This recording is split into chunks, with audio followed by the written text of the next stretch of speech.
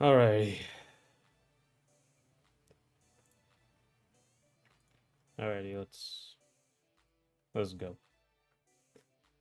Um New setup here. Not new setup. My my tripod broke, so I'm using the good old Gorilla Pod.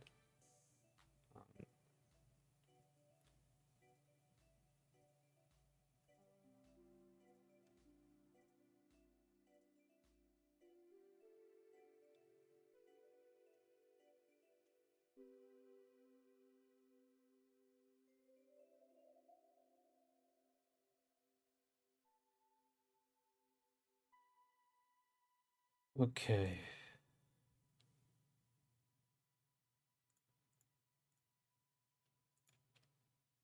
So let's see.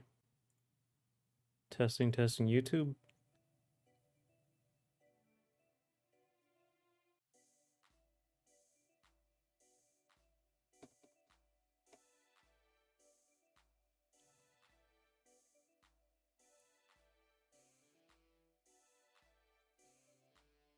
Testing Twitch.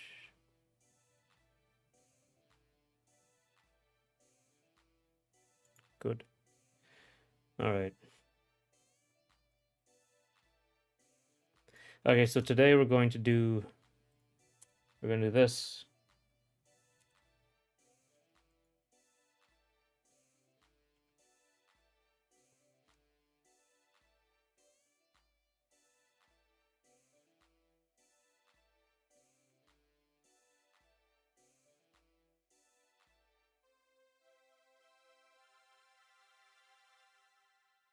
Hmm.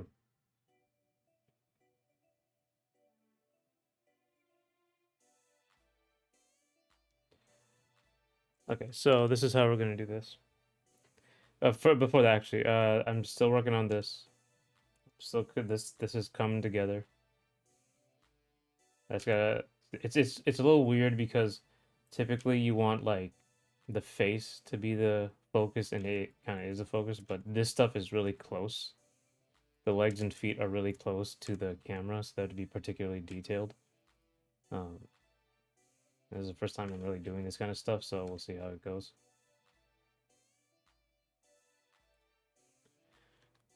And then I made like a little more for Kijo, more of a painted thing to get the materials down to see how that'll go. It's like this is what it looks like before and after. A little more sci-fi elements. It's like how she looks normally, clothing ideas, animations, that kind of thing.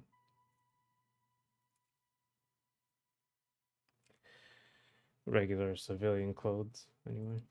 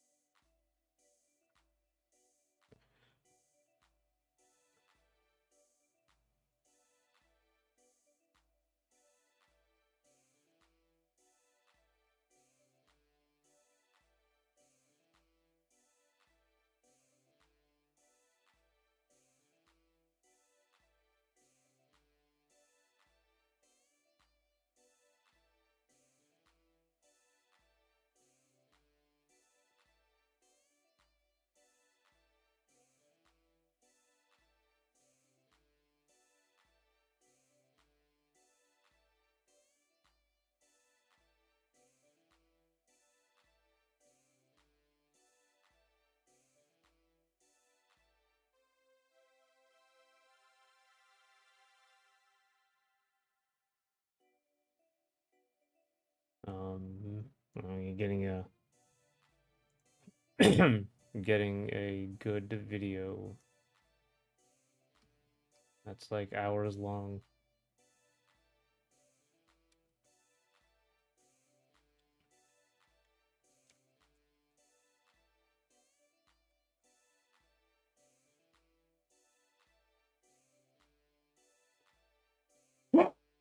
Oof. Okay.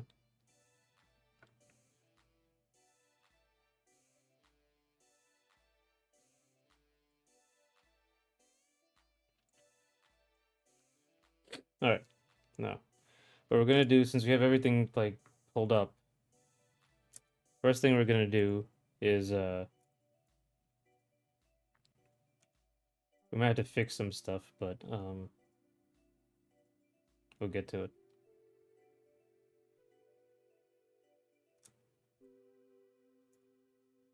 All right. So luckily we have this, so now I'm going to get the colors out, but what I'm gonna do, where's criminal?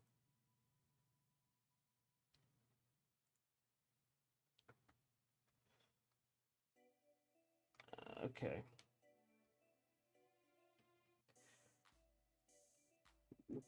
Okay, so I'm gonna bring in the colors now.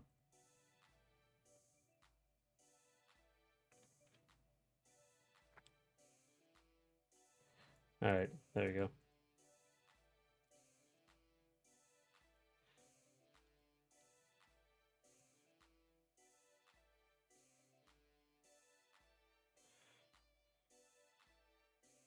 All right.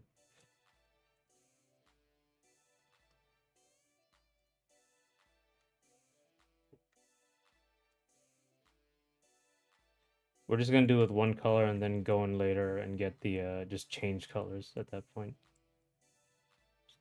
It'll make it easier for me. Um, and so this will be shading.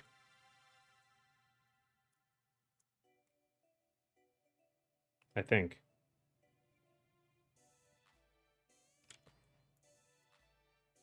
He doesn't have highlights on his skin, I think.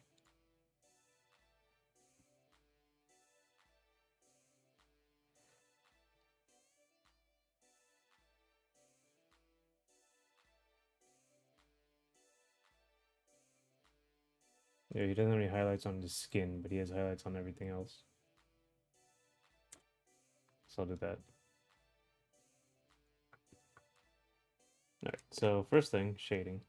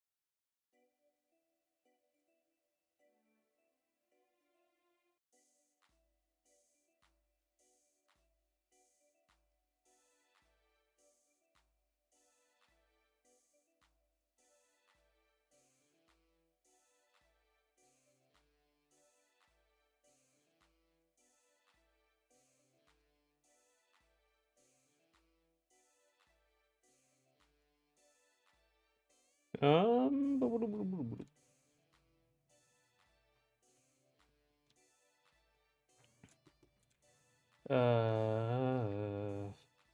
it's just a lot of this, honestly. I haven't gone back to play Hollow Knight, but I'm thinking of getting some other games. But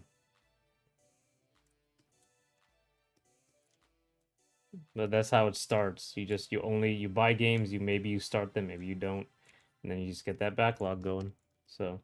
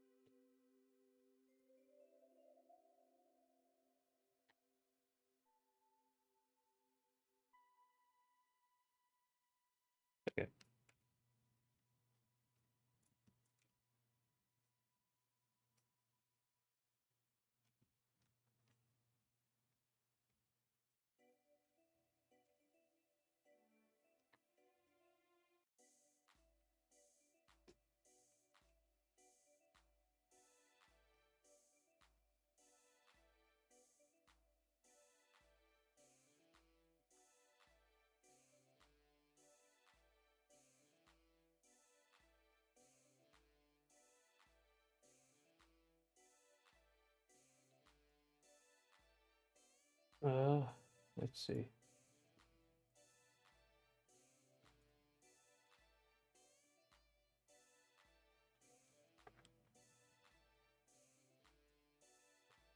Let me see.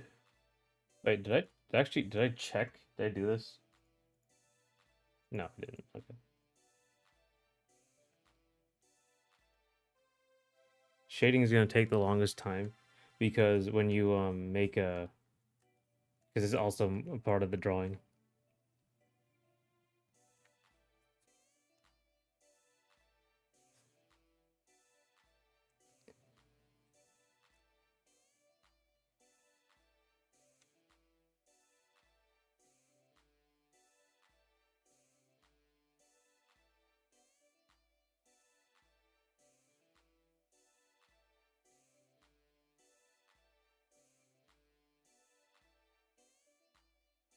I think I have to make this better.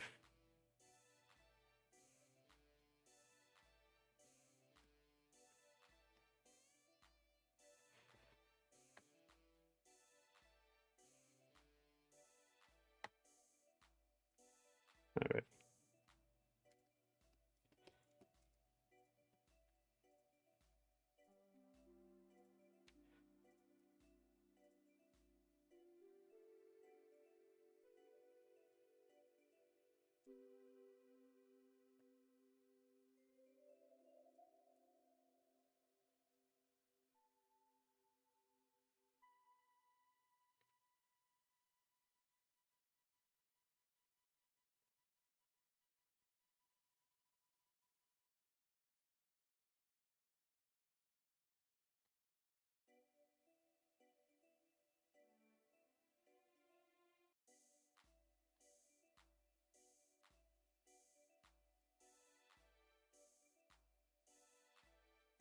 Been a while since I've had to do this.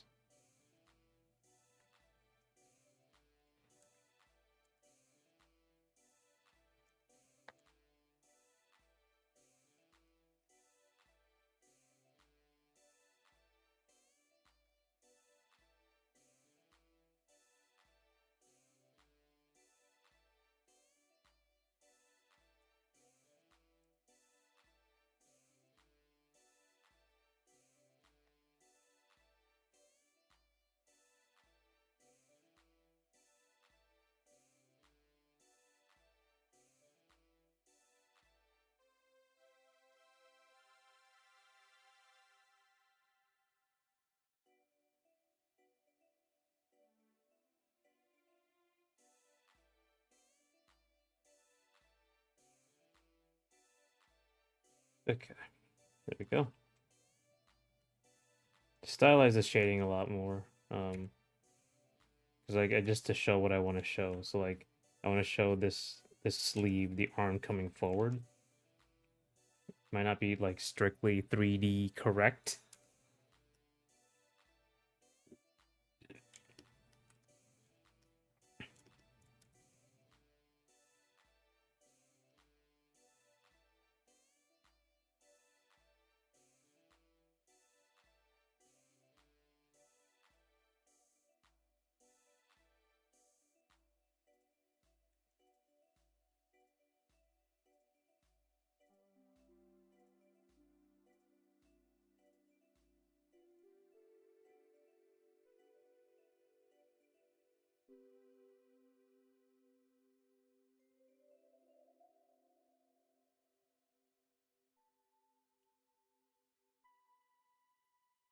Hang on, let me see something.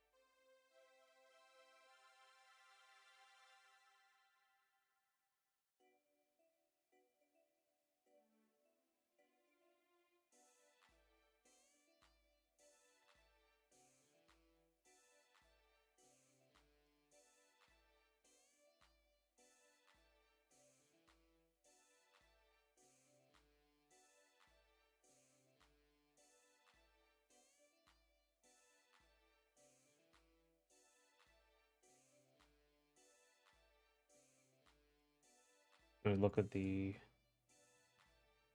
Yeah, sure, that's fine.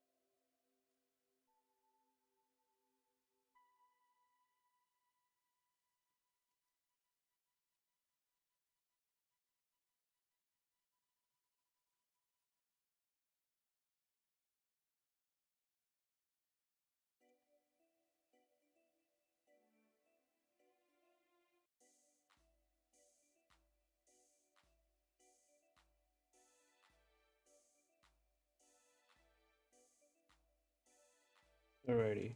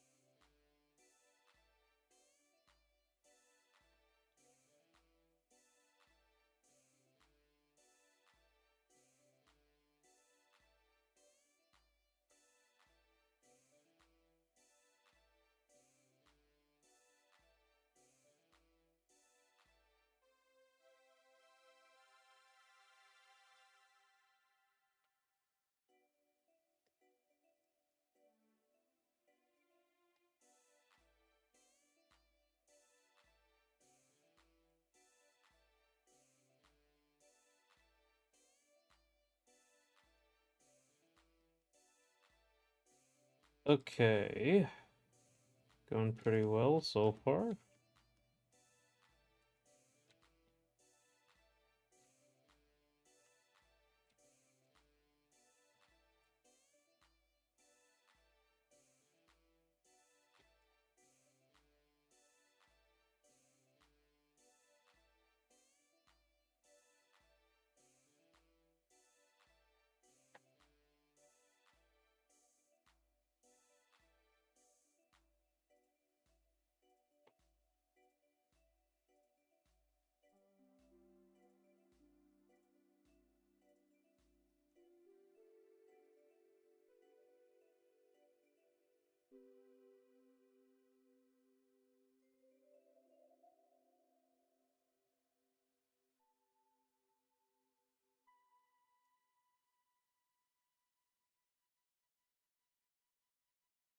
Might be a little too much what's the word? Too detailed because it's gonna be like all the way back here. So I have to like I can't get too detailed with the shading, but you kind of have to with this level of line work.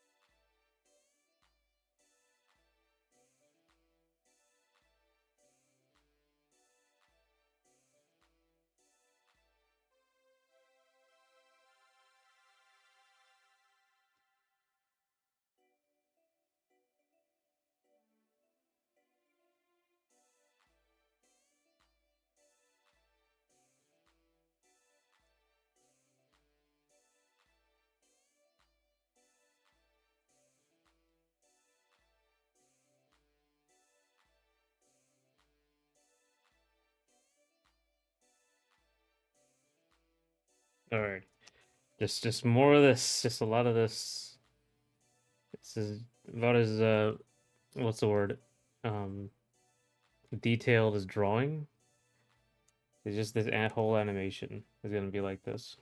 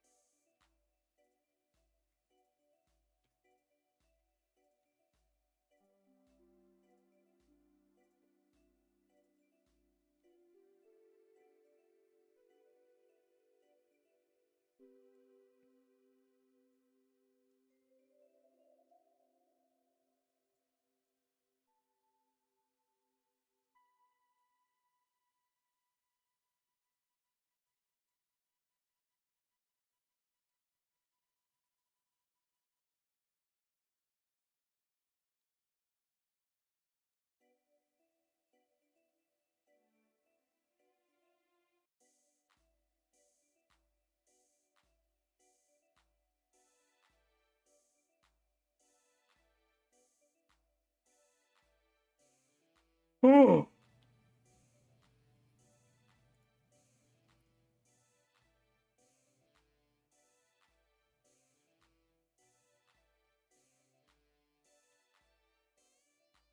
Alrighty.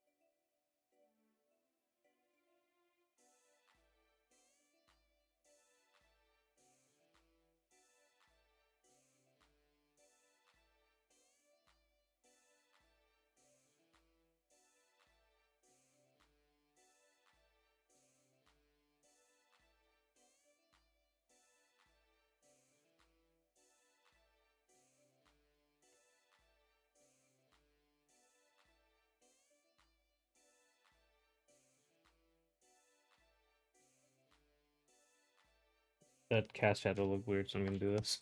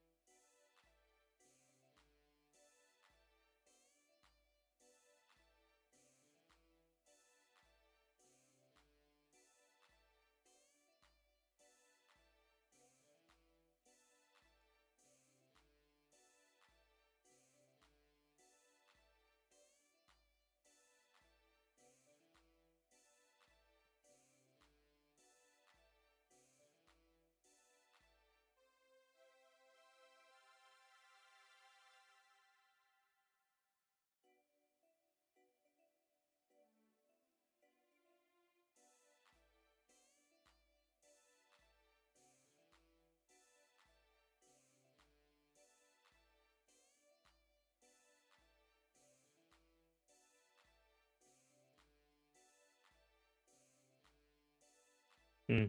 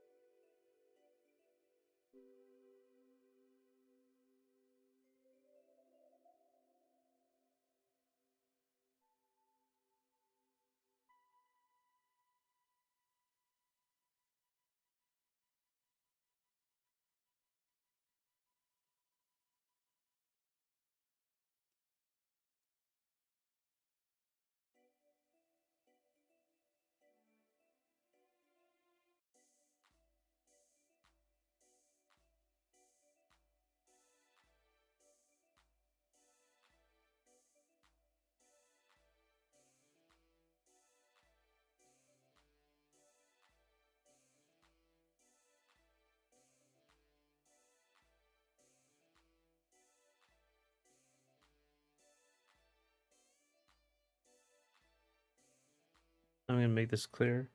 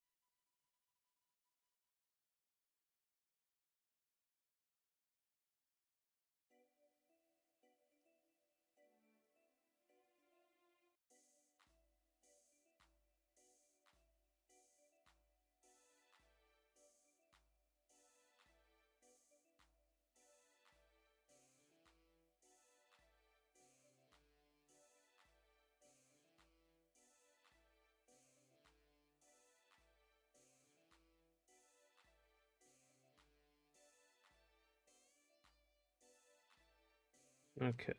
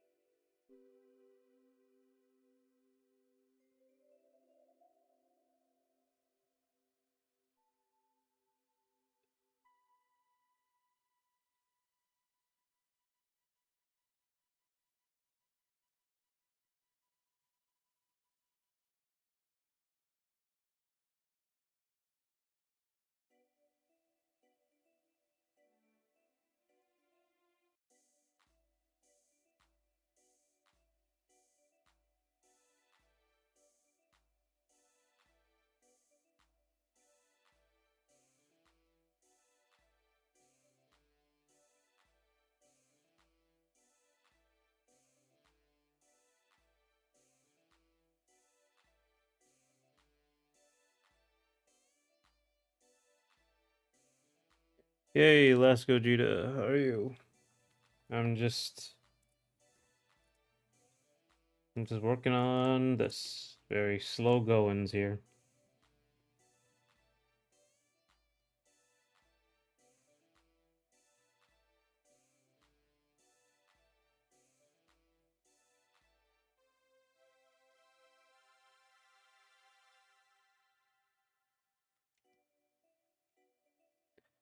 How you doing?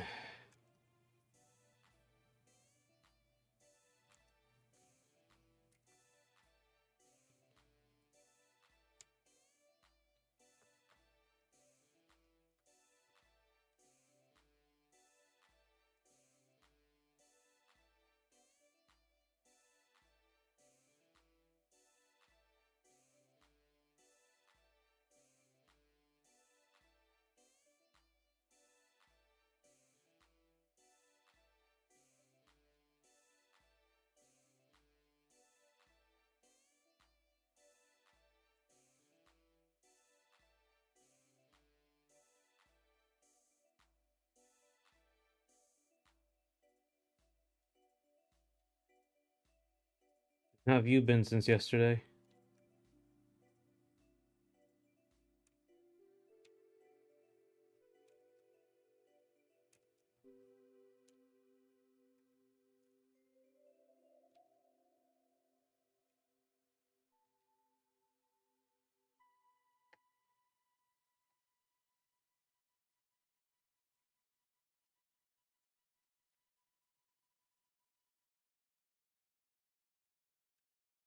Just recovering. Day felt longer than it was. Yeah, sometimes there's days like that. Especially during the no Hollow Knight in a while, have to change this.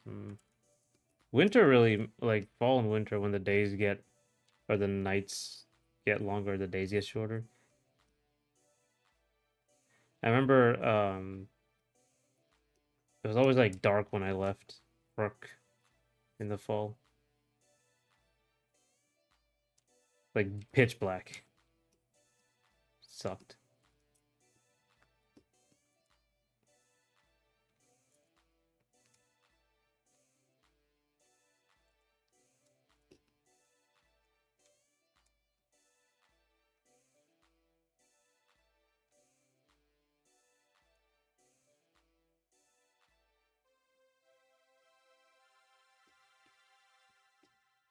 I haven't played Hollow Knight in a while either. I guess I've only had it for a few days.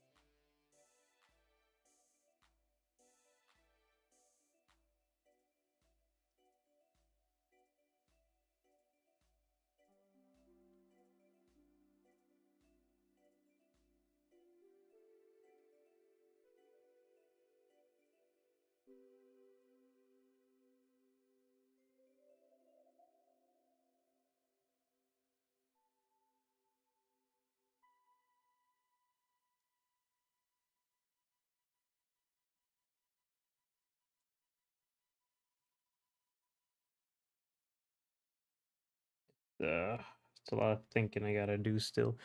I don't. I need to find where I'm going with no map, but don't let me encourage you to avoid the map. I hear it's very cerebral, even if you buy it. Oh man, I immediately bought the map. I was not interested in running around not knowing where I was. Like you don't have to tell me twice. I'm getting that map.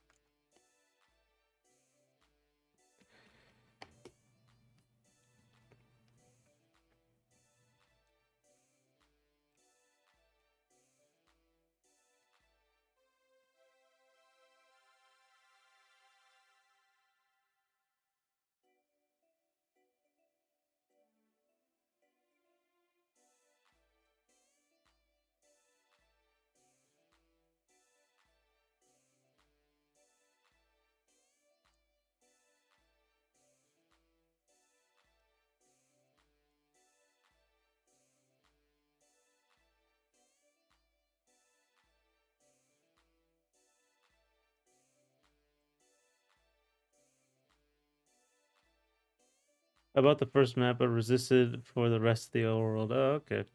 I have no qualms about buying a map. I guess I'm not really a Metroidvania guy though.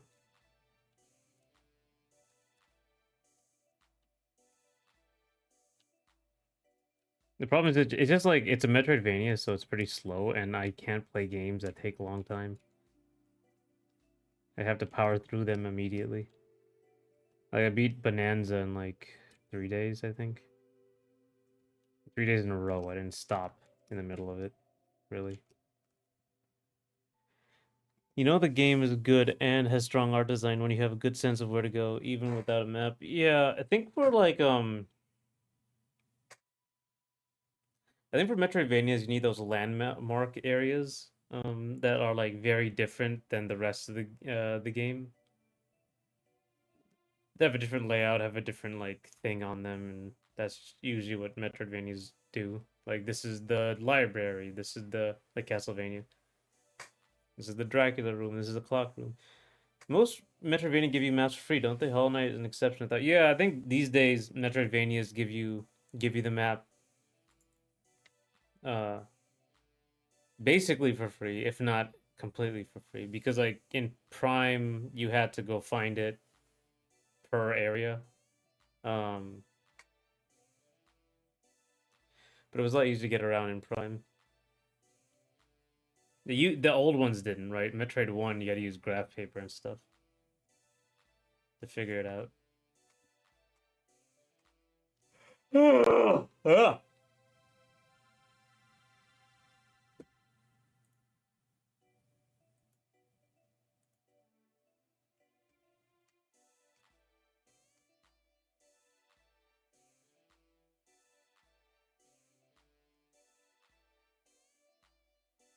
Hmm.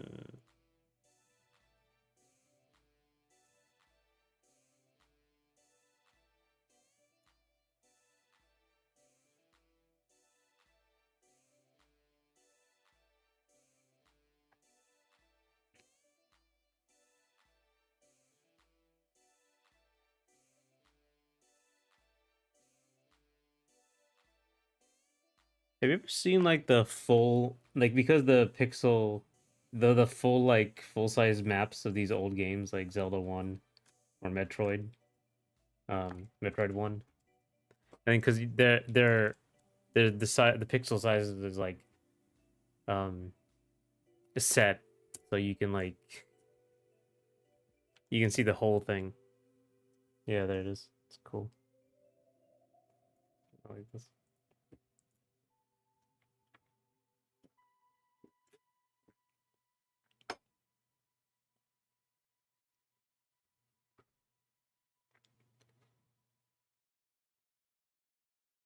Where do you start? You start no, that's the end.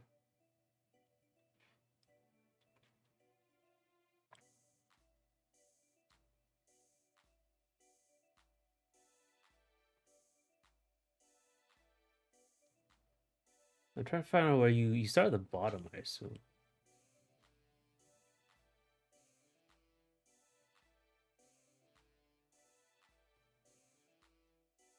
Oh, they start right over there. Okay. Damn.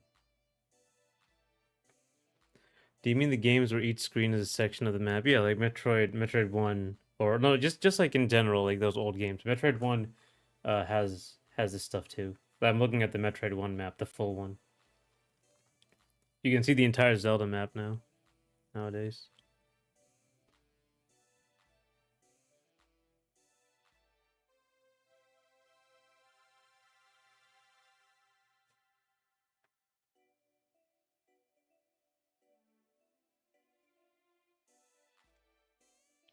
Metroid actually has a bit of scrolling, so while that makes for more variation, it makes each area is actually differently sized. Yeah. I think like it looks like Metroid like the ending of Metroid is right above where you start.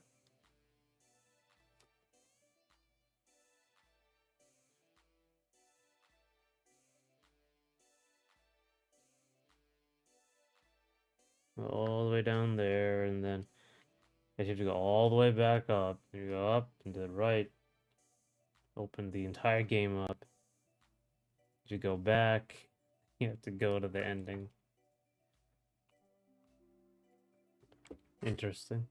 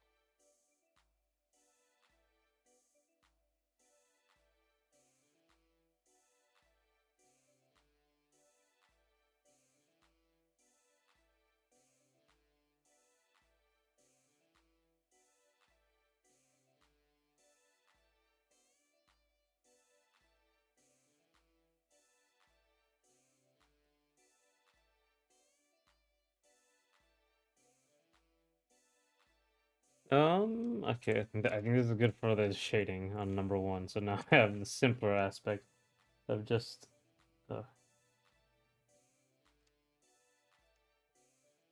halftone. Whew.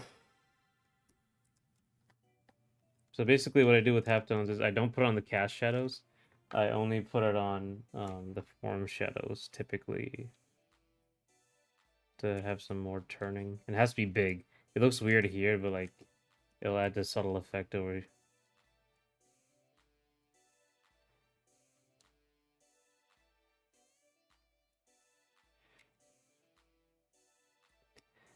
uh here. No, it's here.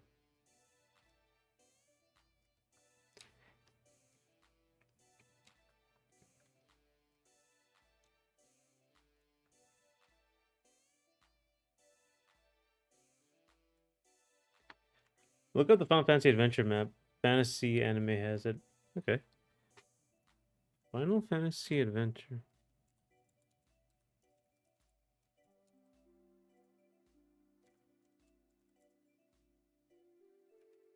Map. Fantasy Anime.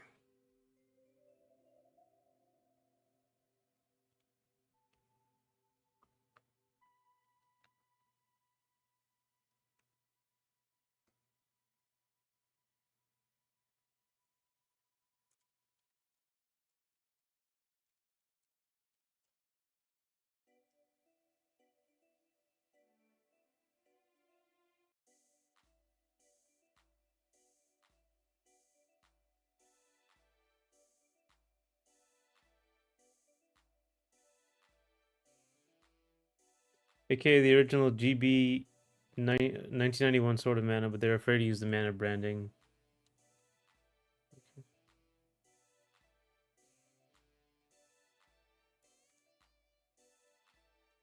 Sword of Mana GB.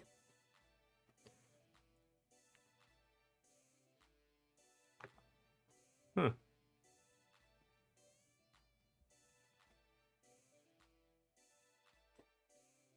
Oh wow, there's a full map.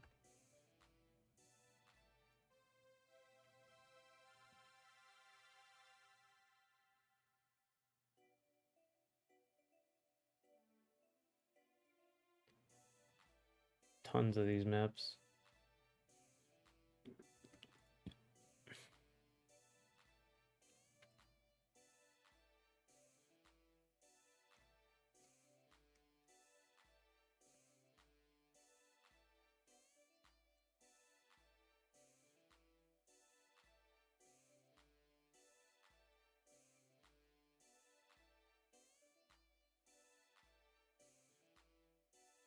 I specifically mean looking for Final Fantasy Adventure as Sword of Mana usually directs you to the GBA version of the same game, yeah.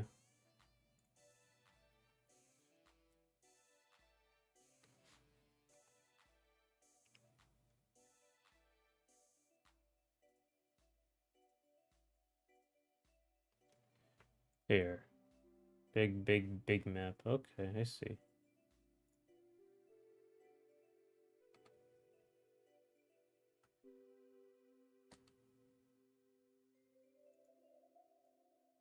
Let me try this. I think I know what you're talking about. Oh, there it is. Finally, like my God. Final Fantasy Adventure maps. They're there. Area maps. This is very much like Zelda, I guess. Swamplands. I think SE have remade all three of the first three Mana games at least once.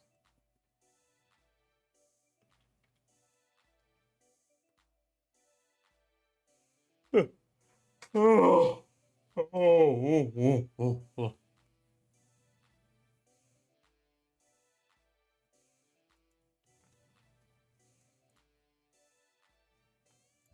Airship.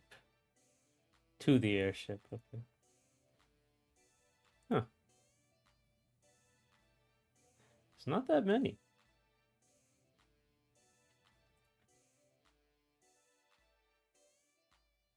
Big overworld though.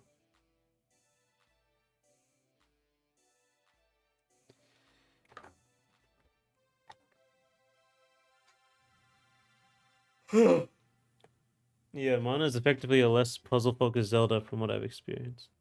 Right. This map really looks a lot like Zelda, but I guess everything had to look pretty much the same. You have so many. You're under so many limitations.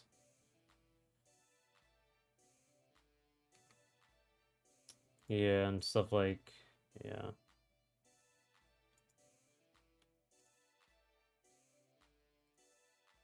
That's interesting.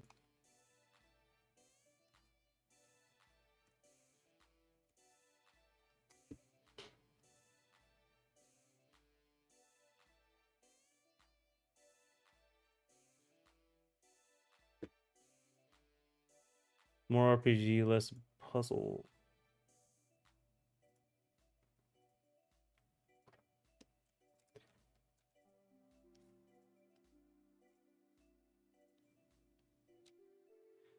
There hasn't been a really good Mana game for. There was like a bad remake, and I think there was like a pretty okay one recently. Like more, no, not recently, but the most recent.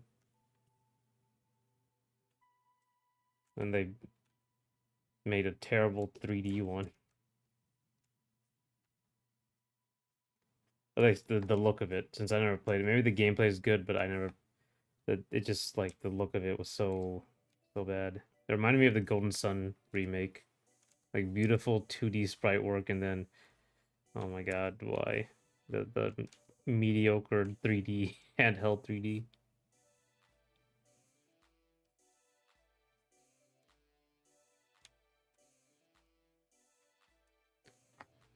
Yeah, game isn't going to look or work like Skyrim on the GB. Yeah.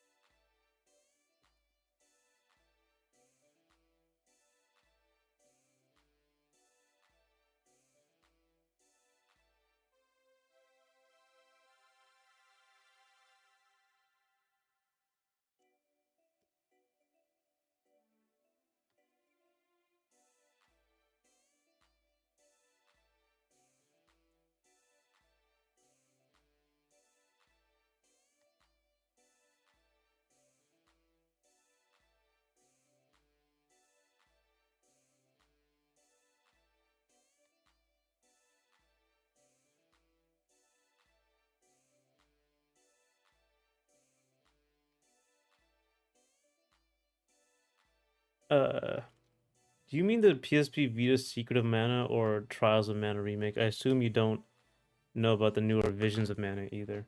I don't know their names. Let me see.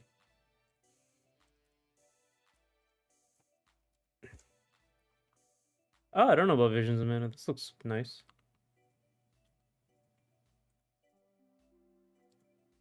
Oh, wait, I do know about this one.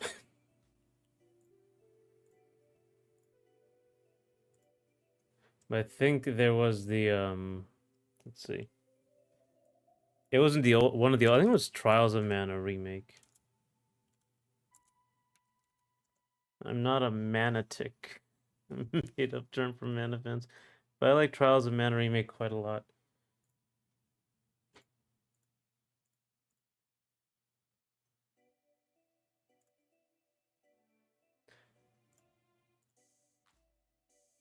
I am not sure. Let me see. Visions of Mana seems pretty good too, though it cut a few things from Trials of Mana remake. It wasn't like this is main character doesn't look right.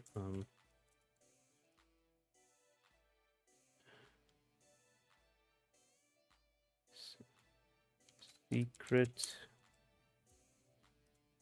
of Mana.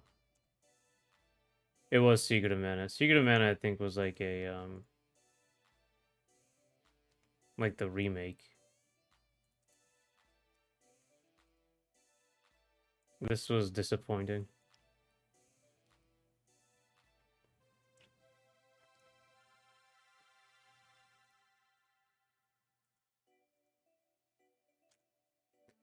You must think of Secret of Mana's remake. Yeah. Yeah, it was Secret. That was a long time ago now, yes.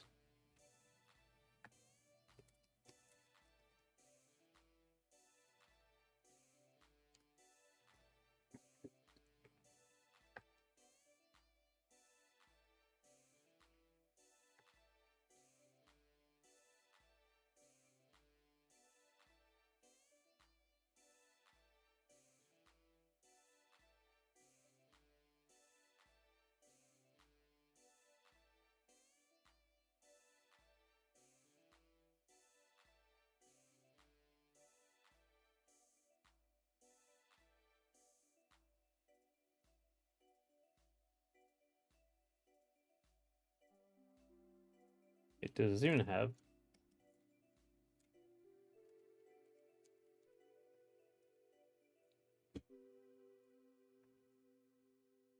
Okay, so that doesn't have it. It's the yeah, the okay, so that has I'm just checking which has what has halftones and what doesn't. It looks like only okay, so the guitar does. Guitar has halftone, but so just right here though.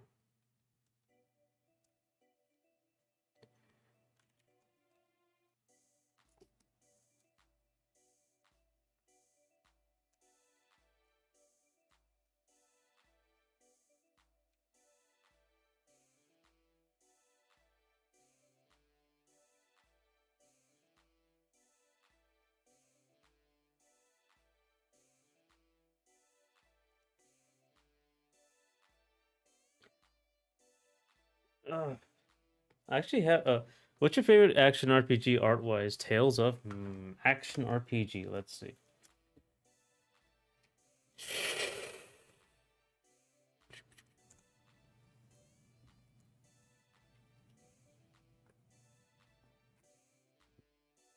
Let me see. I have to get the actual list because that's it.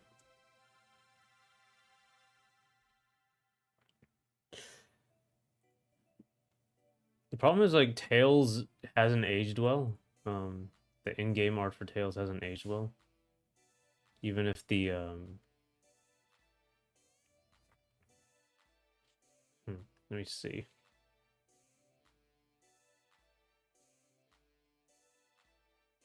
I don't know if I played many action RPGs that much. Final no no I guess like Final Fantasy remake that counts as an action RPG.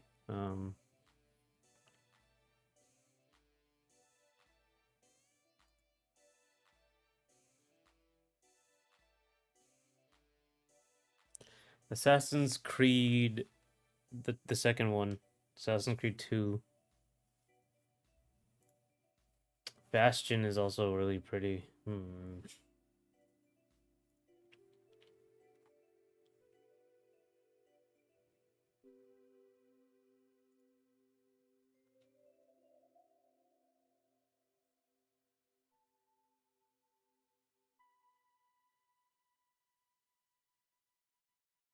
Excuse me. Man, this like Symphony of the Night is an action RPG. Damn. This is a very broad category, I guess.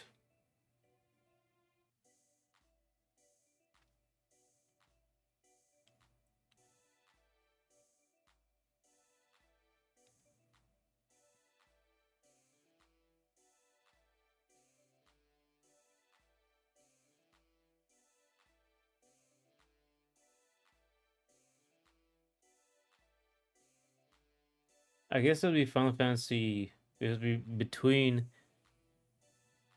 Final Fantasy VII Remake or Symphony of the Night or Bastion. It's like a three-way for that.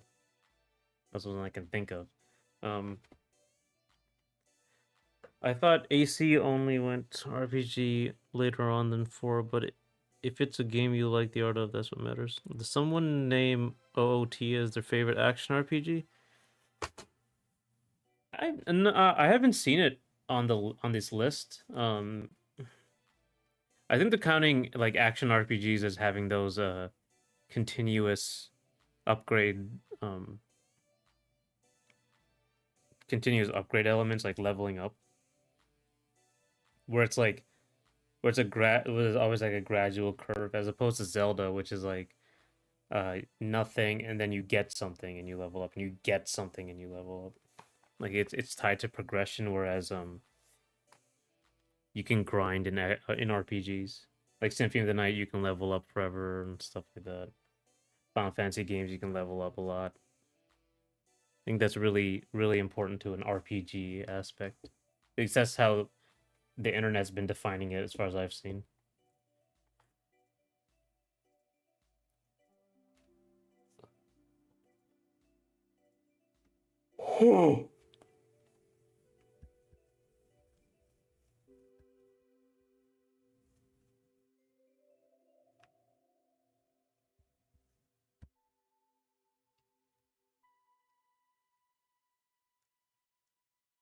So I'm sure someone would look into that as an action RPG.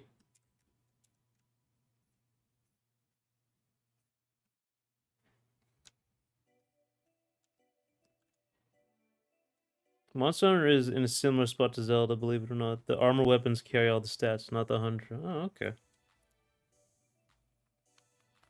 So like you can make yourself weaker and stuff for fun.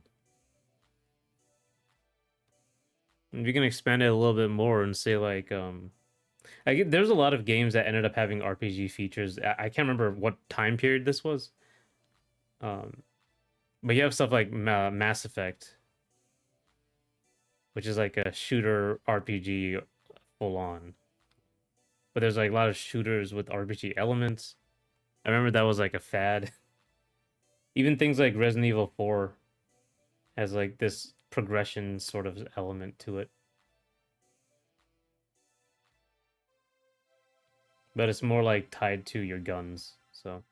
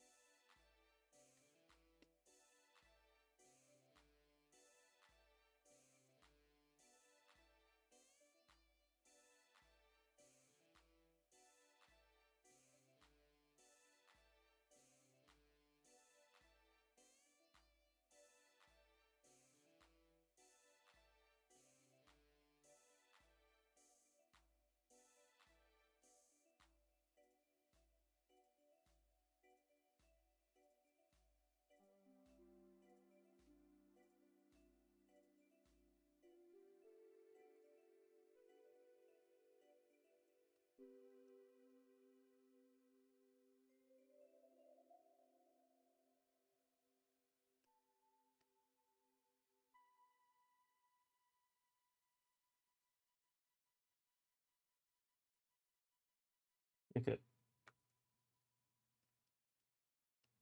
Okay, now I'm going to add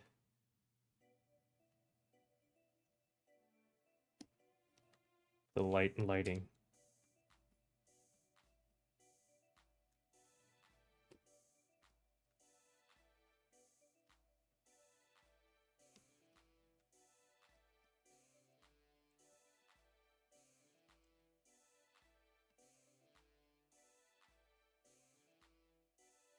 Oh, fuck. Wrong way.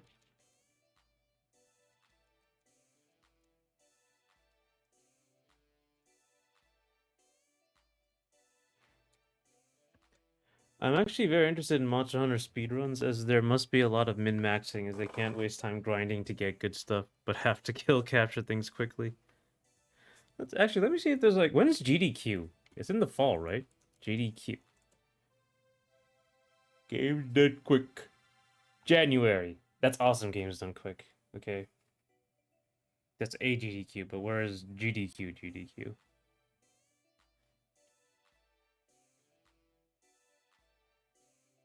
October 17th. Okay. Well, let's see. It's gonna be like a lot of it could be like, just mechanical skill, like you just dodge, could do perfect dodges or whatever you do in Monster Hunter. Who knows? That's we should look into that.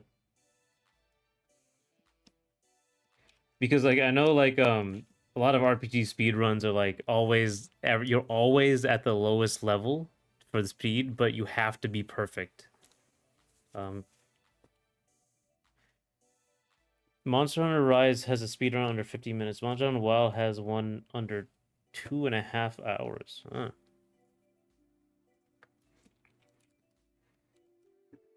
How long are those games normally? Like, I guess variable.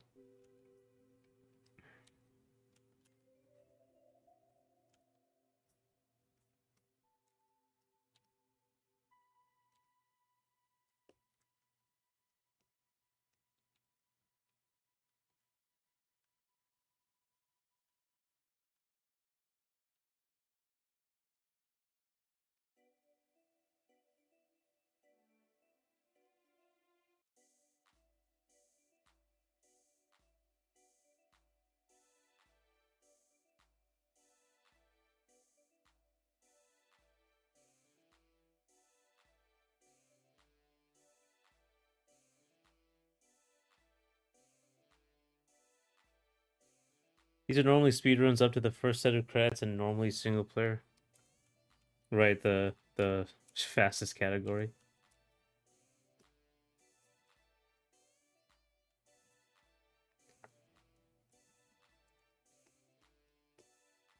I think that's it. It's just this and this. That's a guitar. Oh, no, the guitar has a lot of.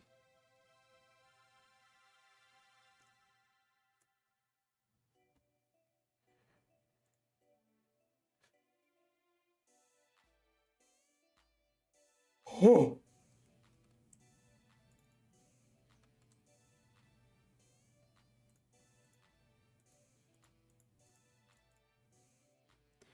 Monster Hunter Rise is 30, okay, so 23 to 37.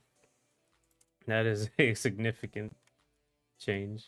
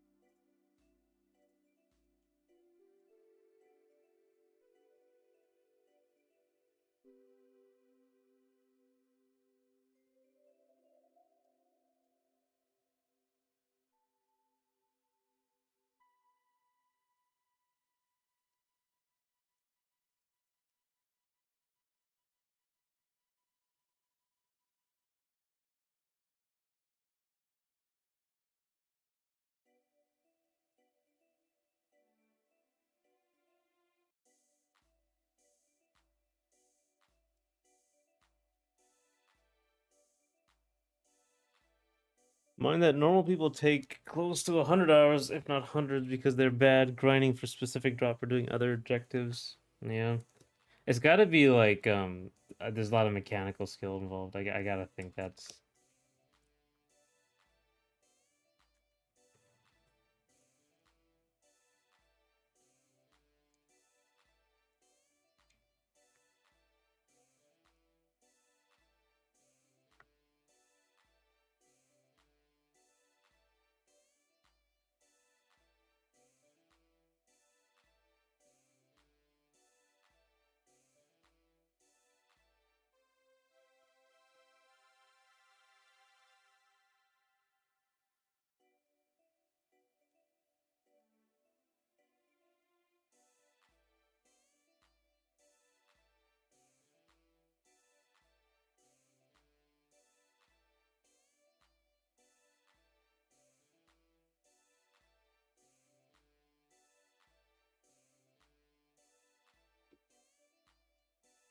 did you see the new DC? Oh, hey, Jinx. Did you see the new DC Absolute Universe?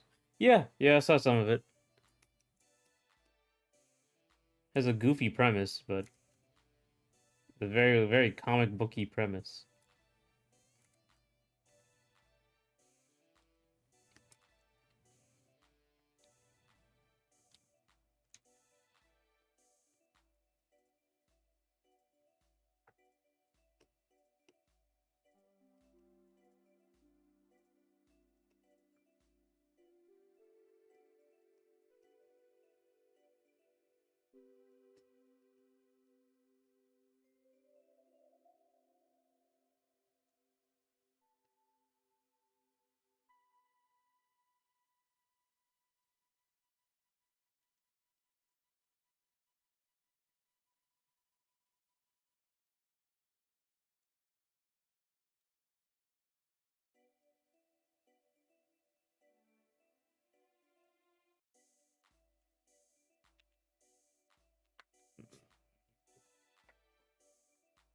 Monster Hunter Rise is likely to be the most interesting to watch, as it has deliberate mechanics where characters can run up walls and know where the monsters are immediately.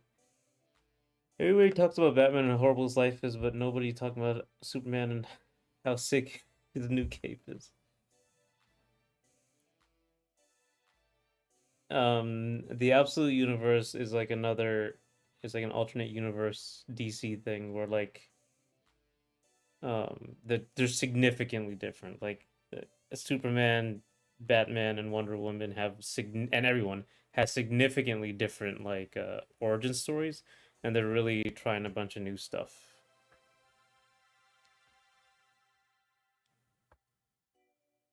Like it's like super dark as well. Everyone's like really dark and weird. I think the if you look up Absolute Joker, you'll probably get it.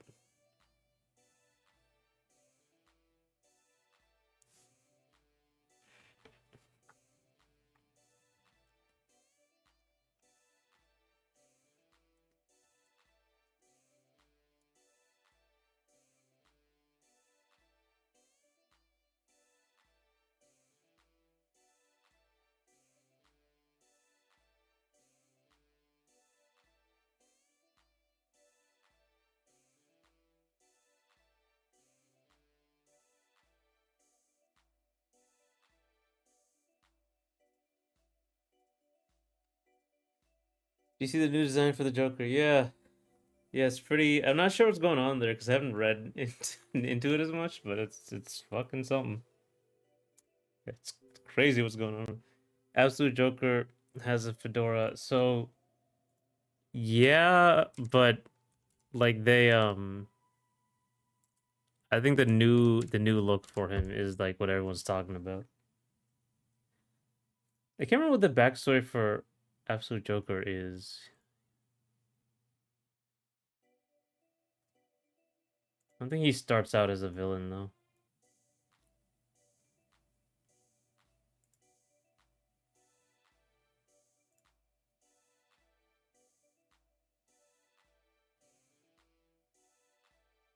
Oh, he might be like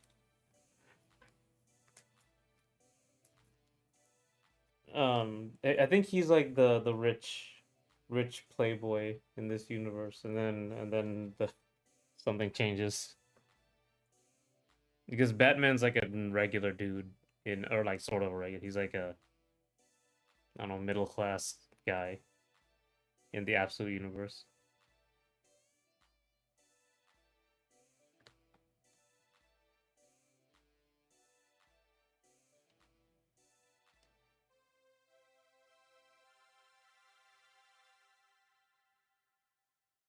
So I wasn't to check Reddit. Uh,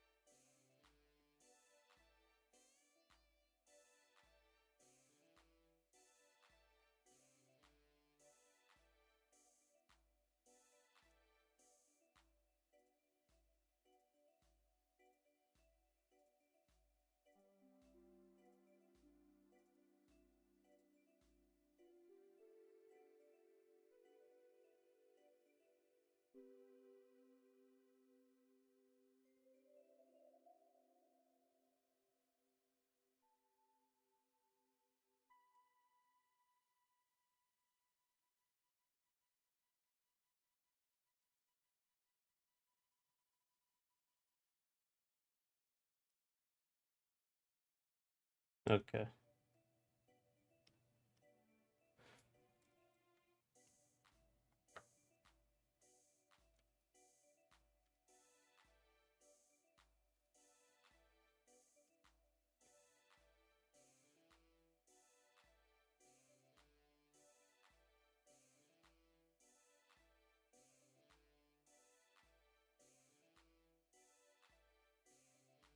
Infernal, look up absolute. I think I saw this.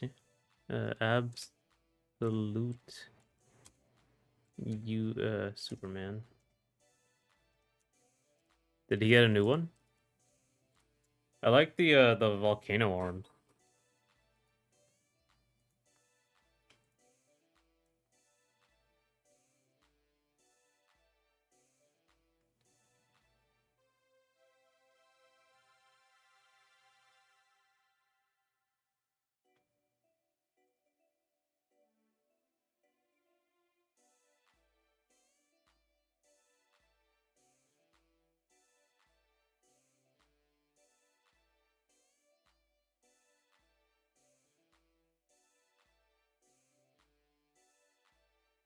There's a cool little effect to it.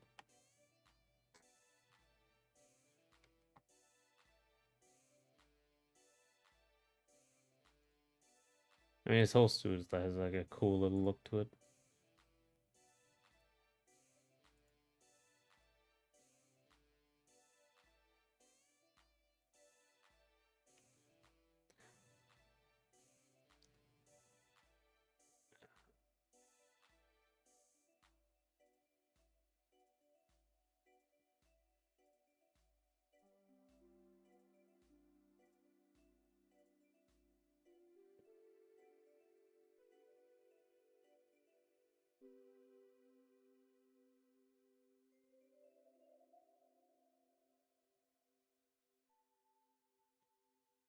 I think of a chronic alt universe fatigue. I need a decent reason to acknowledge DC doing another version of their old stories. These are pretty cool. They're just cool stories, or they're cool. Like it's very different. I'll say that.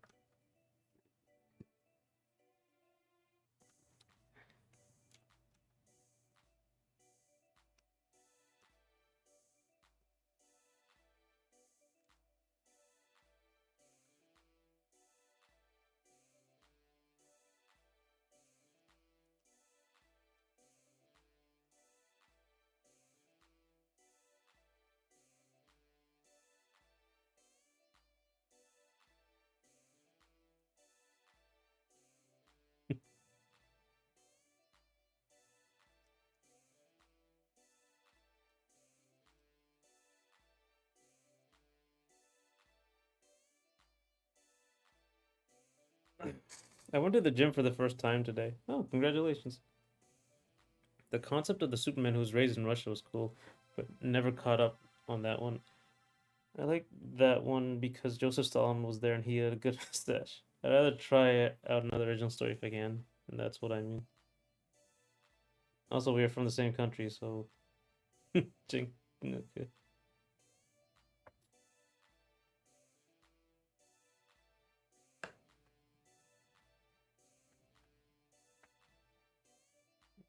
Russia.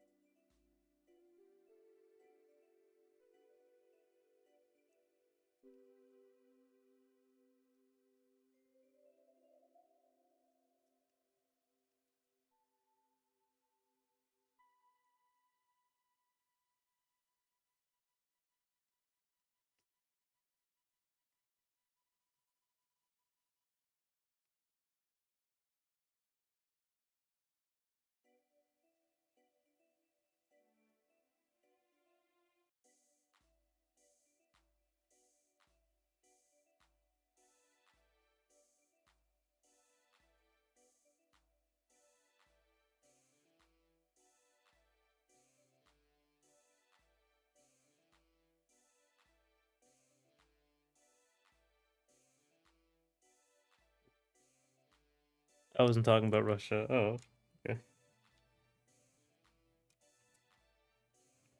Britain, I assume, or the UK, whichever one is called.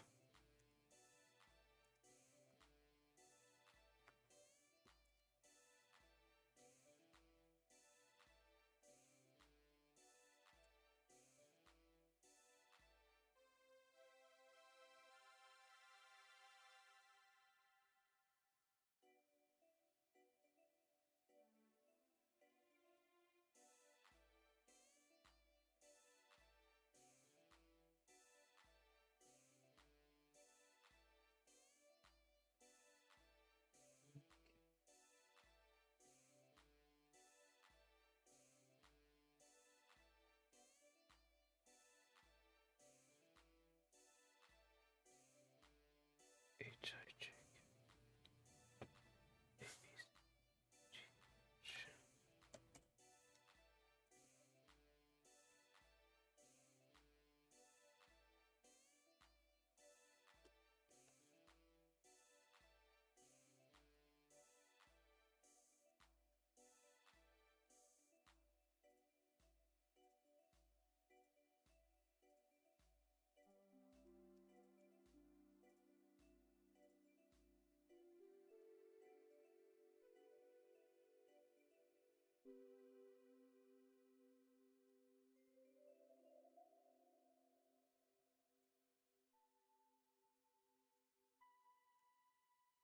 Uh, Also because I wasn't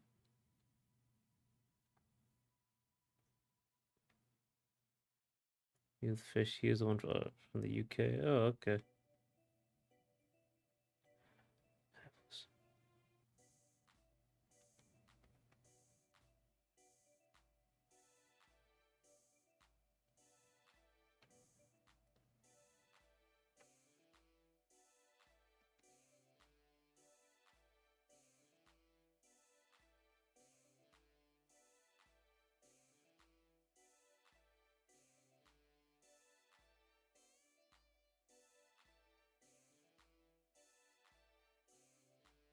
Sorry. Just I'm going to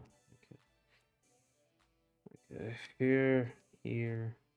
This might be too much because this like on the far leg.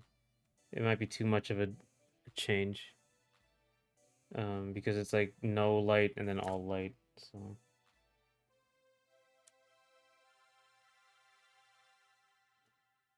So I'm gonna have to like lower that, like have a little bit more like this, and then later on have more shade.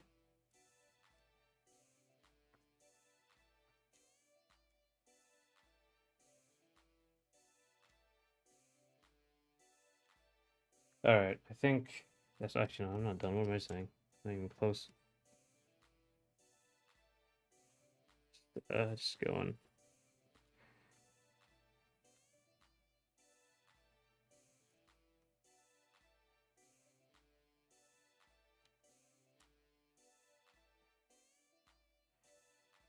Uh,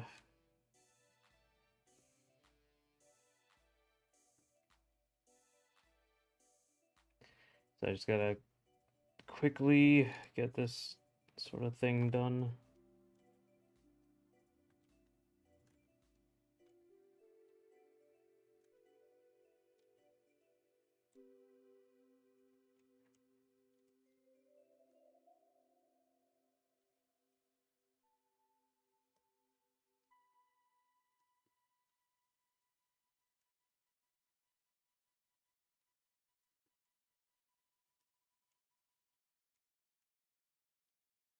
So that's like a force strong. Oh my god, not strong. No, this is his down hit. Um, I wouldn't call it down hit. It's just a really big attack, but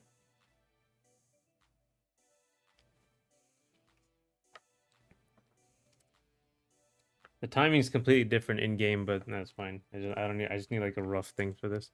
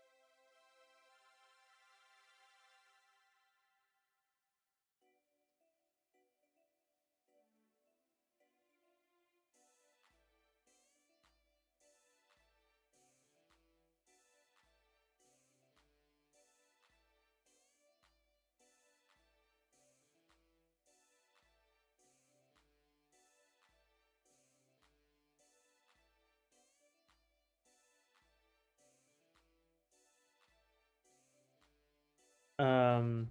Okay. So that's you have 1,800 subscribers. There's only 3 5 people watching you all the time. Shorts, video, and stream very different viewer bases. Why don't you have a girlfriend and why don't you have a wife or your parents' grandchildren? Jesus Christ, man! Like that is like I know that's a joke, but that's like way too real right now. Way too real.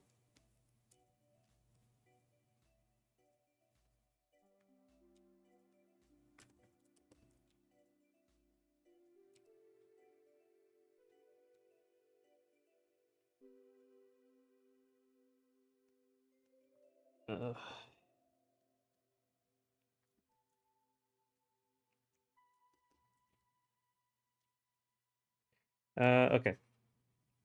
Yeah, that's the other question.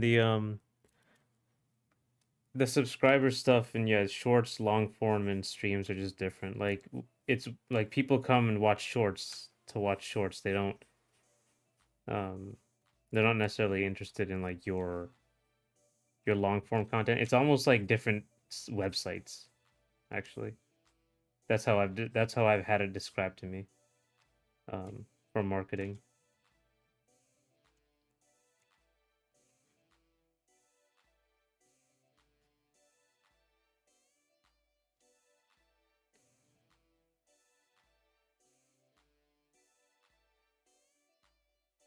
Thanks for the reality check attack. Way too real. Do not want to discuss that.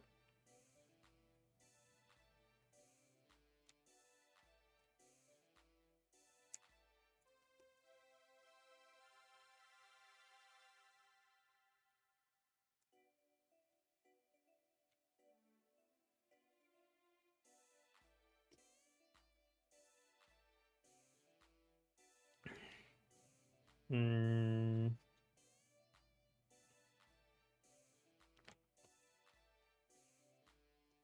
okay, right here.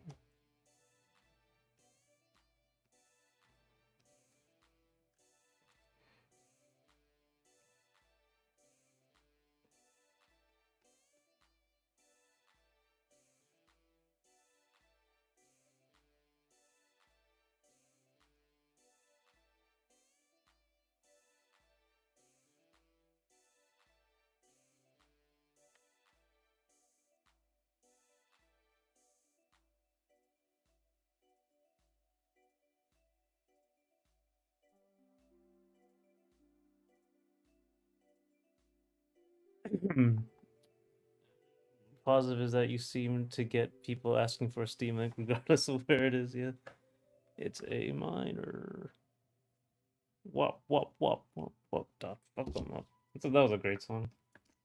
Yeah, it looks like people are interested in the game at least somewhat, but yeah, I'm trying to do some community building.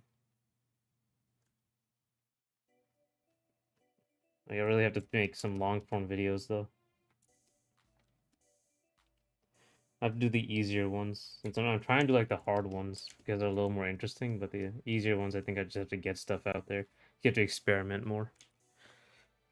Mustard.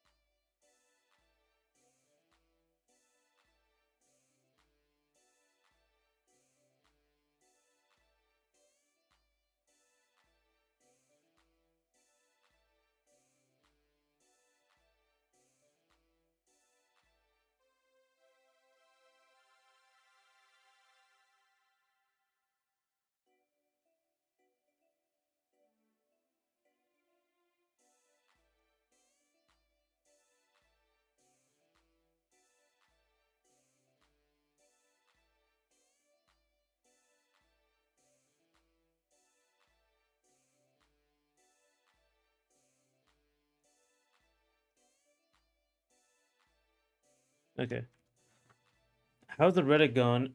Getting engagement like people showing cool matches is an uphill battle even for a free game. The Reddit, I've not done much with the Reddit. I only don't even post that much on the Reddit. They have their. Let me get the ending here.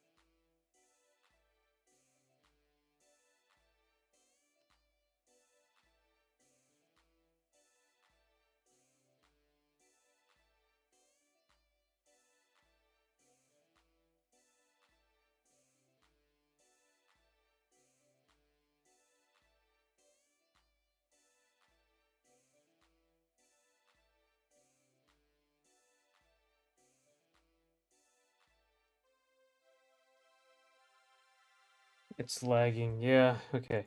I think that's good right now. I will take a little break.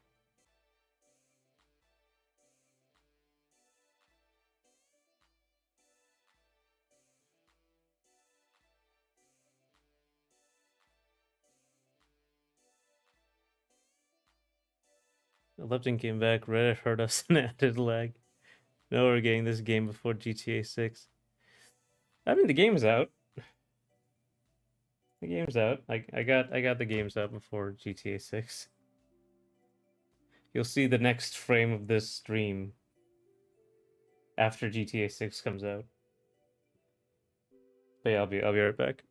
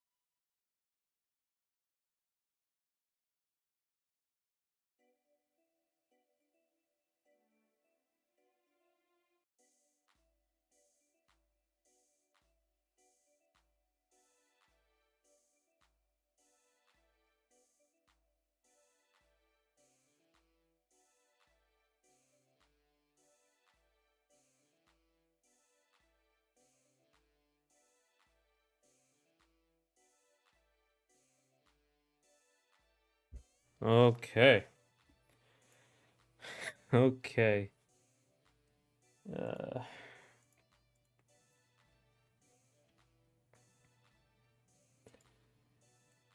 all right. Here we are. Hey, fish.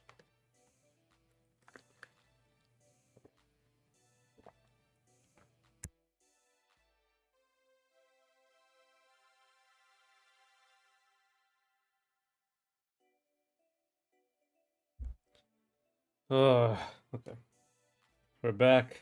Hopefully the internet is stable.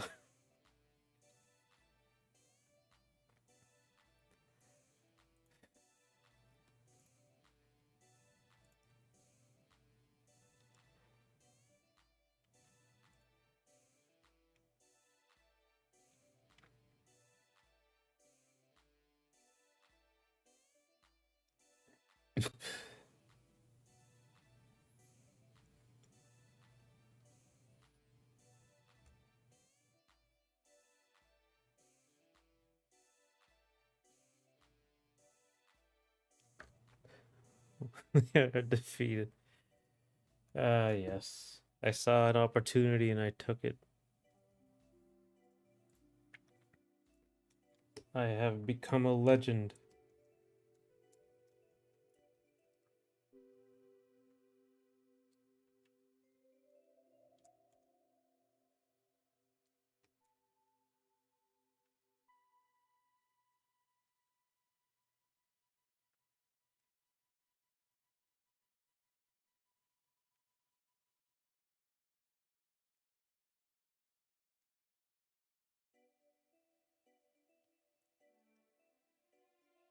Hmm. You know what? Let's just make this whole thing.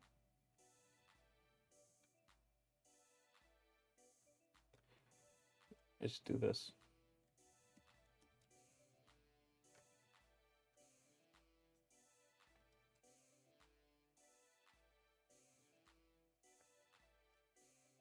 Are there any people who you admire for their work ethic, even if you don't specifically love all of their work? Man, work ethic. I guess, oh, for me, Hiro Mashima is high on that list. Who is Hiro Mashima? Let's see.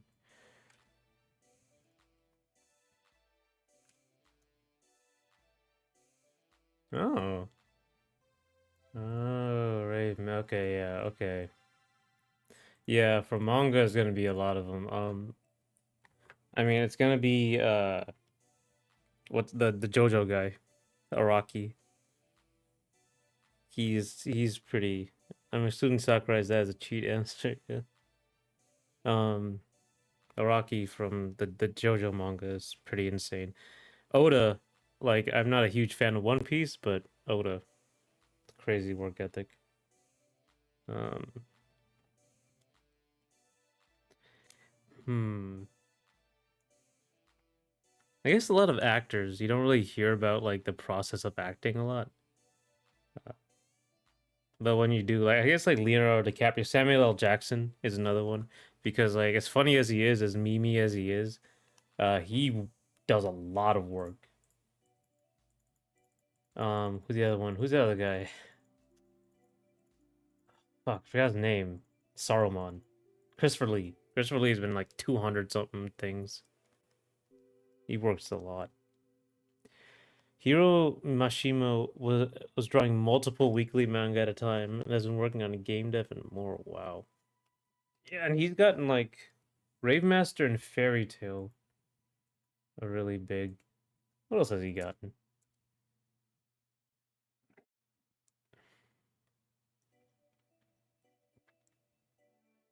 Monster Hunter?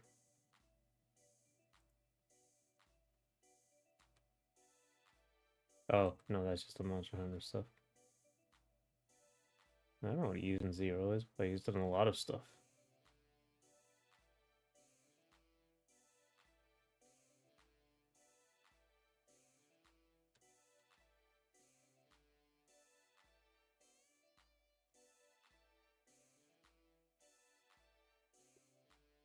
And Hero's art is really good given this.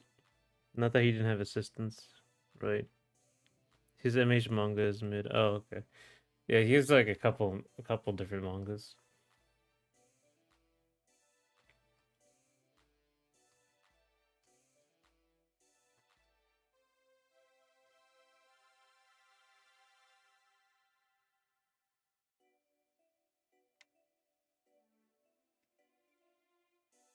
Working on like multiple mangas at any sort of pace is pretty insane.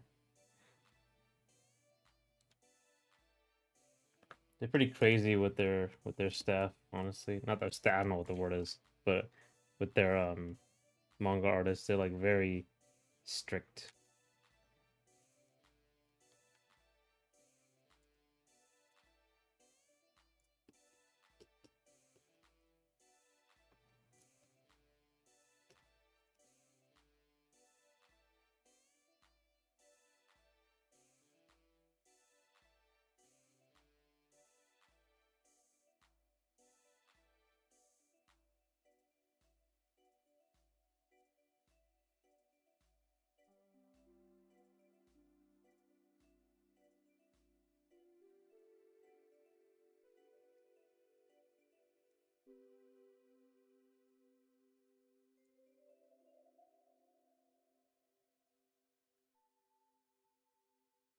Did you finish Rave Master?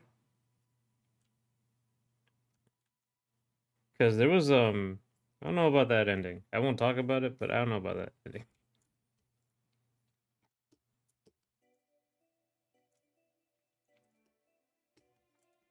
This is the good thing about making most of this in shadow is that you don't have to do like half tones or anything in this style.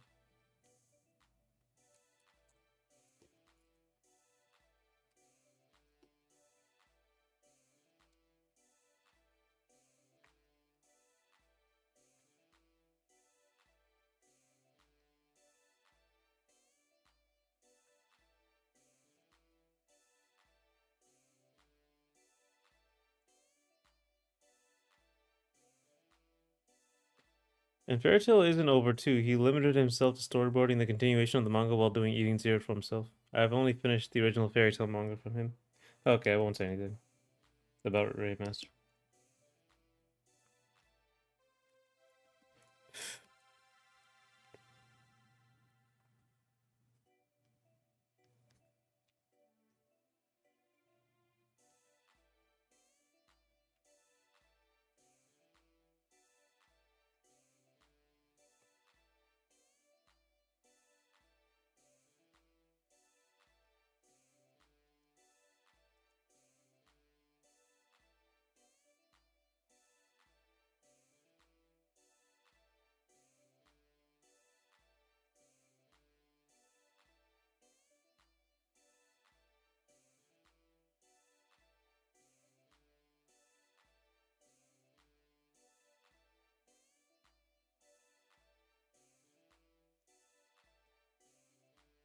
To get back to my guide, I did a guide on Fairy Tales, JRPG, and also Trials of Mana. I'm glad I have Hollow Knight, so I'm not only playing games I make guides for. Actually, yeah, there was a Fairy Tale game came out just now, right? Is that the one you're talking about? Excuse me. Um, it's 2020. No, it was closer than that. Oh, it might have been DLC I was looking at, actually.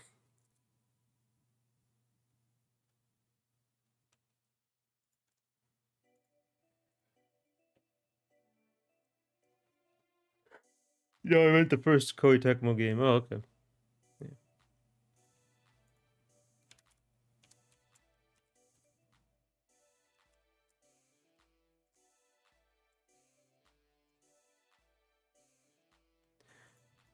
Okay. This was 2024. Yeah, that's more. Okay.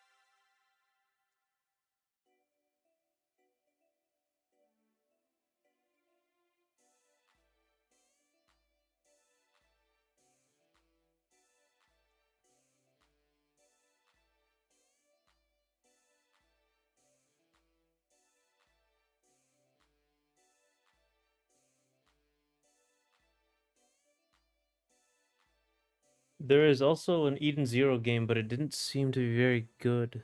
Though it is an action game. So I skipped it. Eden Zero game. I am interested in action games.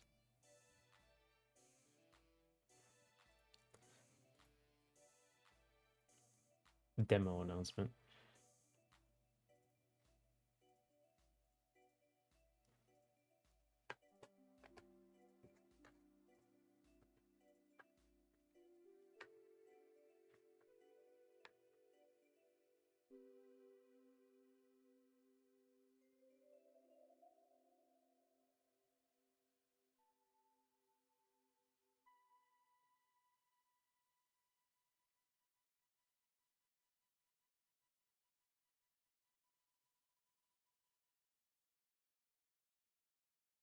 Hmm.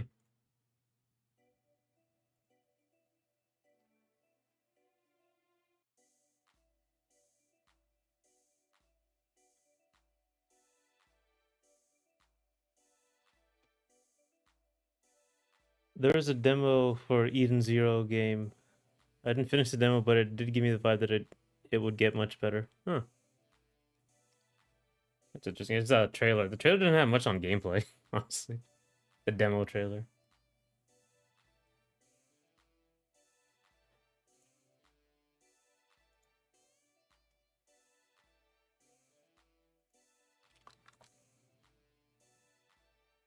Speaking of bad demo experiences, Sandland's demos so. Oh no! I almost think it was anti-Akira Toriyama propaganda. Sandland didn't do that. That is also an action. Yeah, I heard of Sandland. I was like super interested, and I was like, I like the look.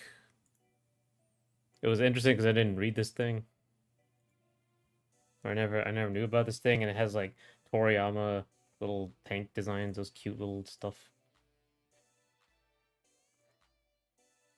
Well, I guess it's not. I guess some like the demo was like badly, the technical badly, or just the game was just bad.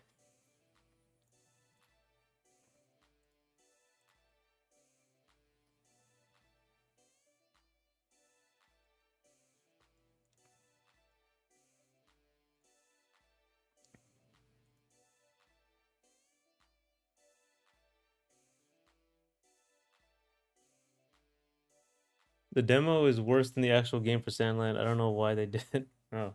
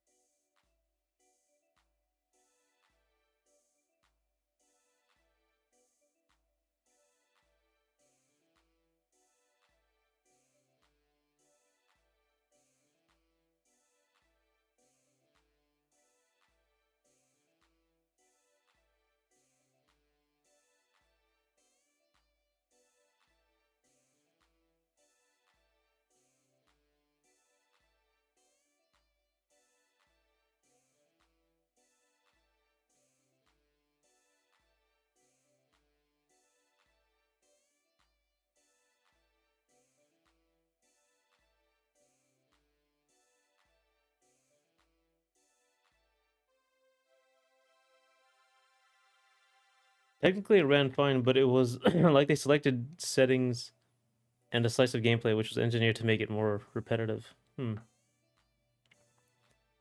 Actually, I guess if it's out, let me check the final reviews. Game. Oh, it looks like it's pretty good. 9 out of 10 on Steam. Very positive. Action RPG. Oh man, IGN did not like it. Yeah, I'll listen to the IGN review. I know I shouldn't, but I'll listen to the IGN review. See how this goes. After I watch like 10 commercials.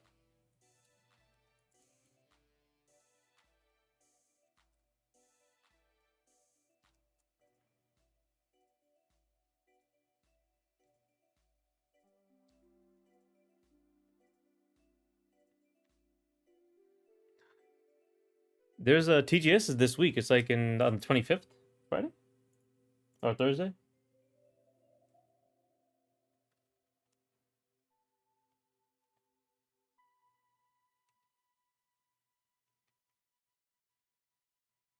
Honestly, I usually watch negative reviews more or first to balance things out. Yeah. I usually just look at like the general vibe. What I really want to know if the game works like on a technical level.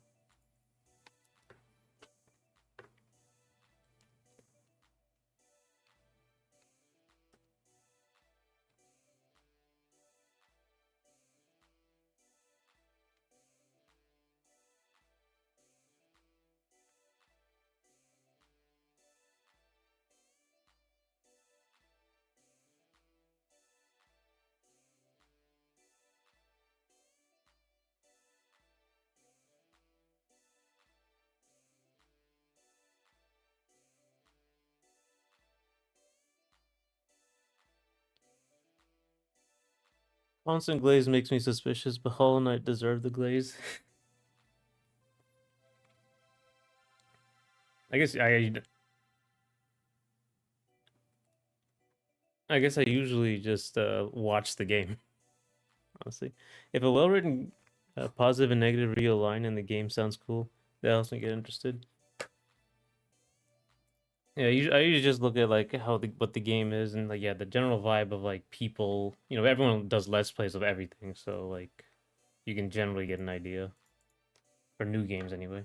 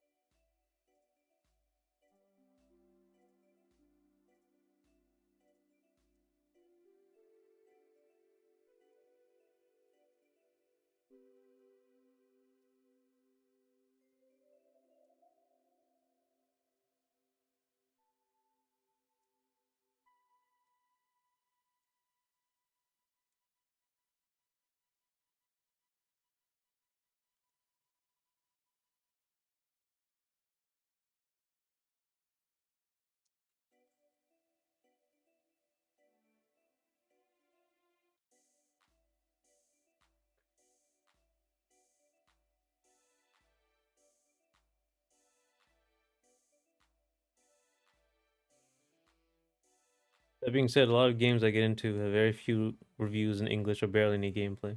I am 50 pinch Barage's strongest soldier. 50 pinch Barrage? Oh, always with the obscure titles. Oh my god, this is a game. Huh. Let's see what this is about.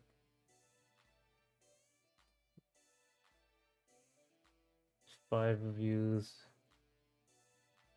Huh.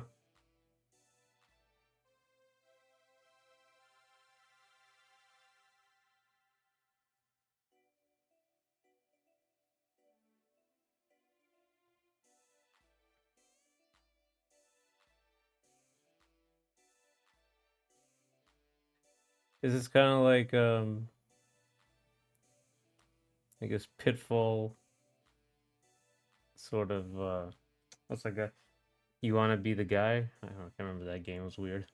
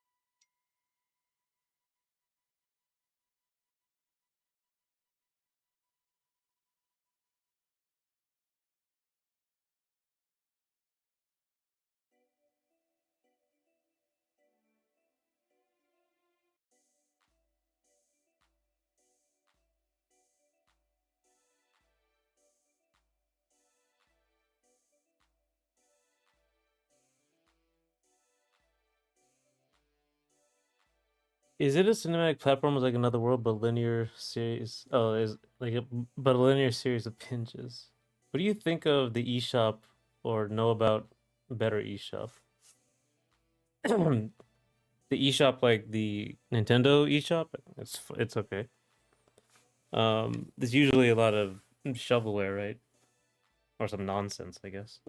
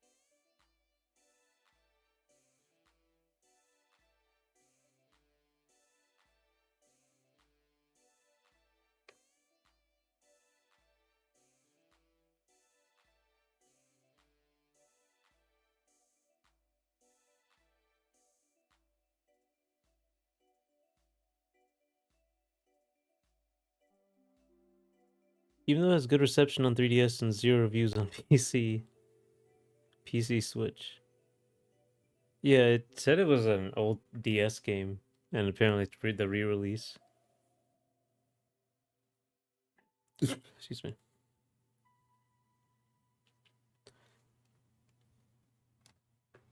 Curation systems have issues to say the least. It was very unkind to indies. Yeah, that's true. You'd think like, I guess itch.io is like that. There's like a those ArtStation type of situations, but for indie games. But that's itch.io basic.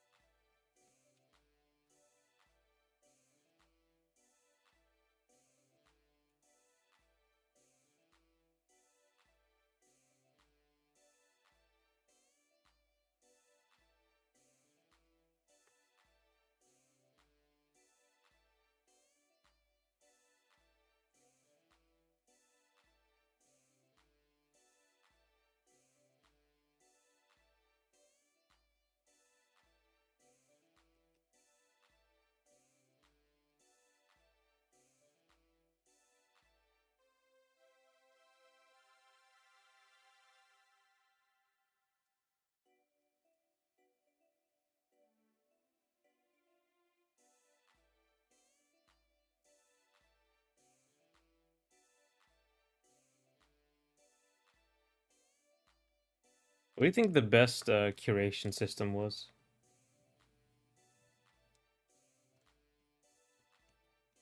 Like for indies, I guess. I guess Steam. I don't know. It's not really talked about as much. Um,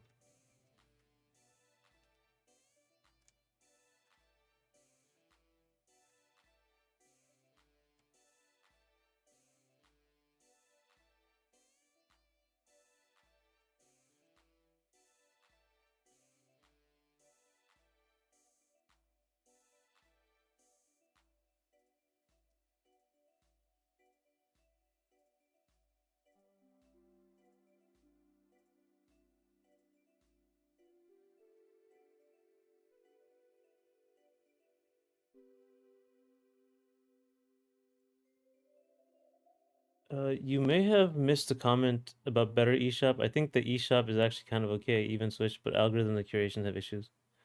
Yeah, no, no, I don't know about better eShop. I think you said, but I don't know.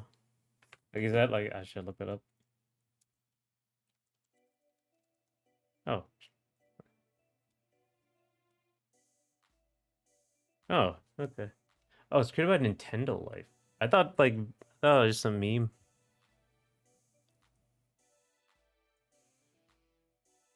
Uh,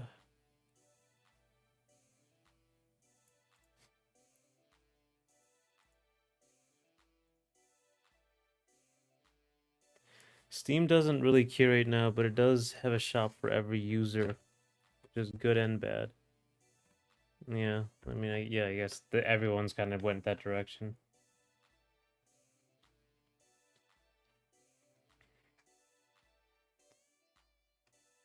Recent releases: Trails in the Sky, first chapter.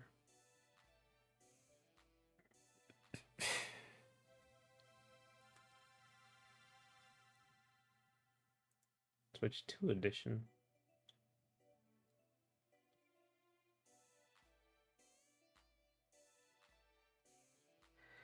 Stormlancers, Lego Voyages, Full Metal Schoolgirl.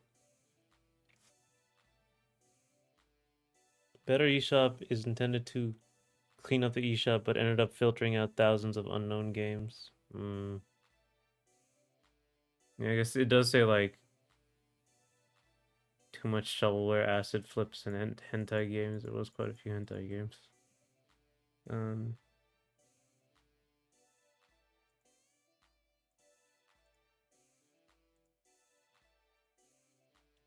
it got better and actually allows like uh, games like Squidlit, 50 Pinch Barrage, and the like to be visible. Oh, okay.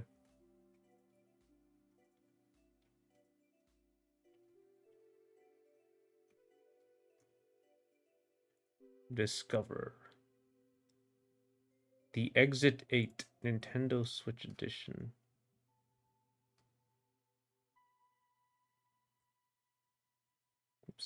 Oh my god, come on.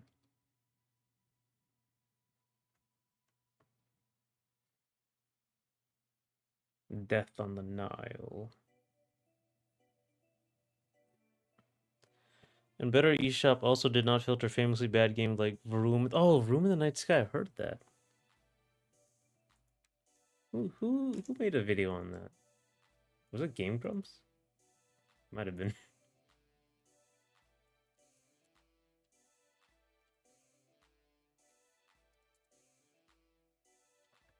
Yeah, it was Game Grumps. That's where I saw it. Room in the Night Sky is the life of Black Tiger of Nintendo Switch. Is it as bad as what's it called? Big Rigs Over the Road? Everyone made a video on it. The game's infamous, so okay.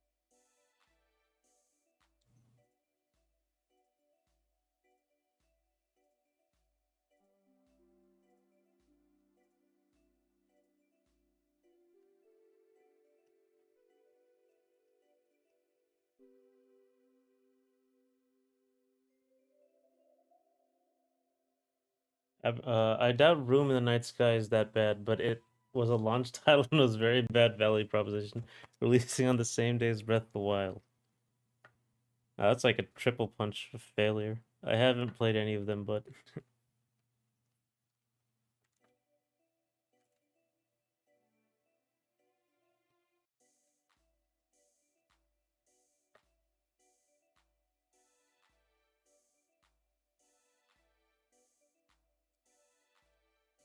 Room in the Night Sky is better than Life of Black Tiger. It's much better than Big Rigs.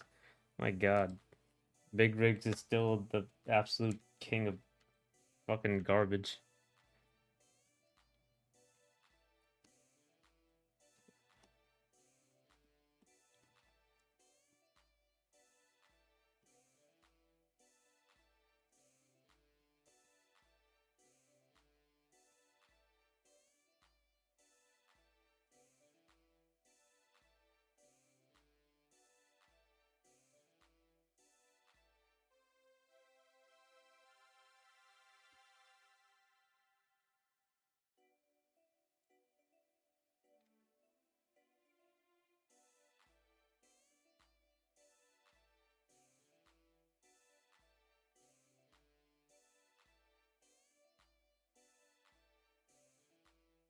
Big Rigs is actually super dysfunctional. Speaking of which, you know they re-released it on Steam.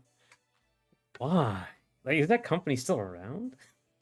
Someone must have bought like that thing for a piece of used gum and a shoestring. Oh my god, it costs money. It costs money. It's a 10% off deal for the soundtrack as well. I don't think they I don't think they got as much sales engagement as they expected. They should have released it close to the COVID. God.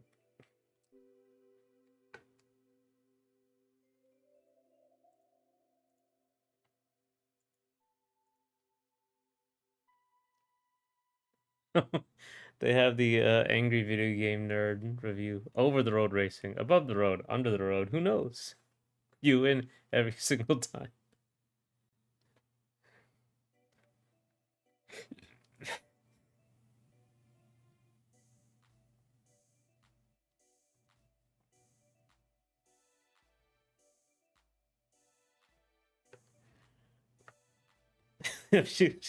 Shock in your voice.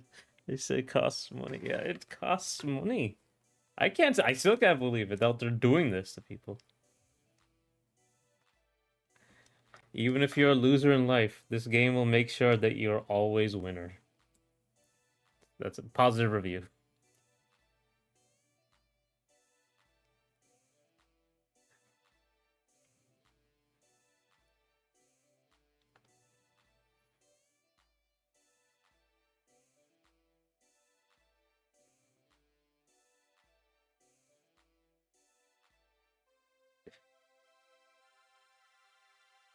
This is so weird.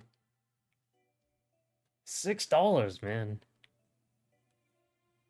What else have this publisher made? What have they done? They've Gold Miner. Oh, and that's it. Okay, just those two games. How about Stellar Stone? Ah, there's yeah, that they're gone probably. Very positive reviews overall. I imagine you'll get gifted a lot, like Bad Rats back in the day.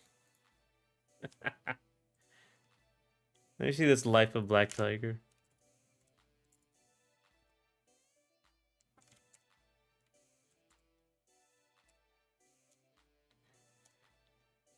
Who said passive income wasn't real? I mean, uh,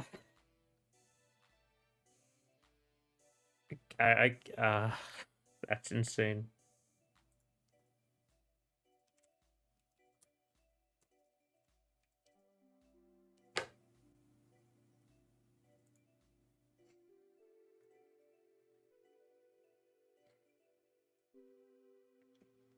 Huh.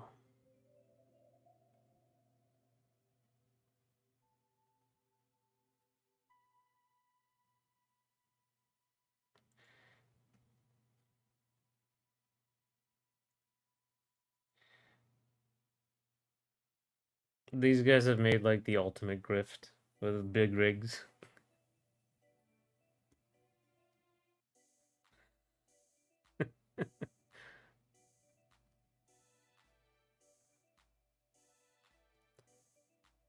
Yeah, big rigs. They just didn't want to put any work into it. Literally nothing. Even though like you have to buy, like Gen AI, you have to actually pay for. Like you still have to make money for. But I imagine they don't care that much. You know what I mean? It's not that important to them.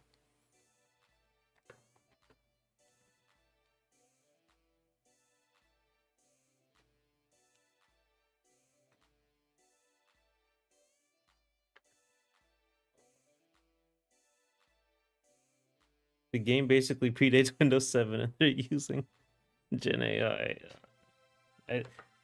This had to be done by like some intern, like as their like test project. Like, can you do this for the publisher?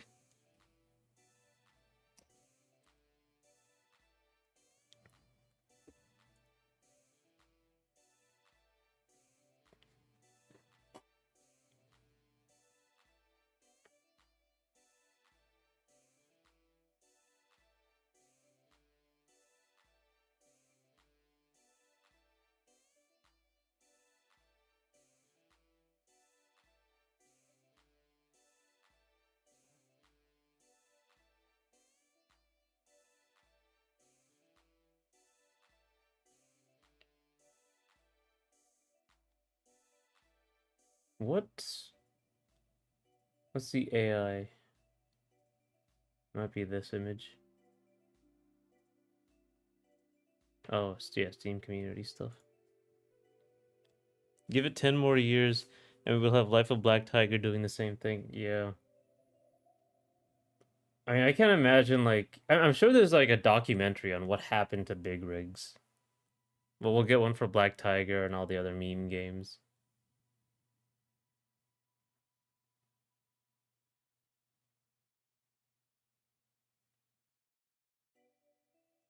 Get ready for some break jamming in, CB talking, convoy rolling action across America.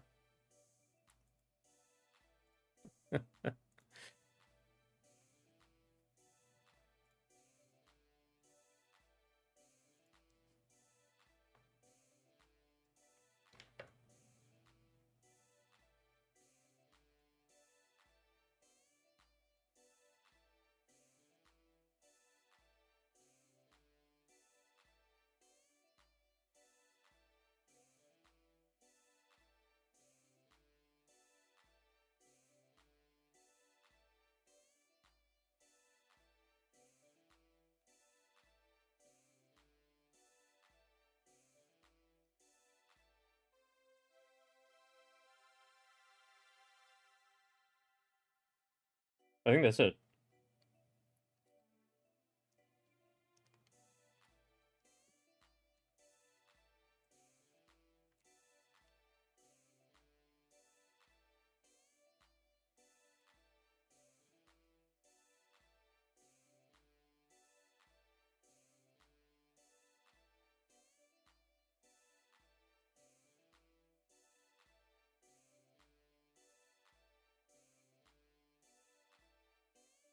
When Big Rig lets us down, Bubsy picks us up. They did a collection of their masterpieces, and while I'm only really interested in Bubsy 40, I think the series was pretty earnest at least.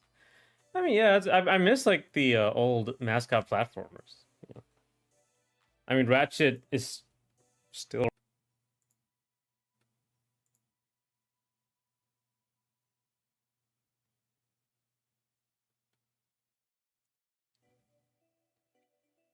Do you know any series which are making a comeback after primarily so-so games?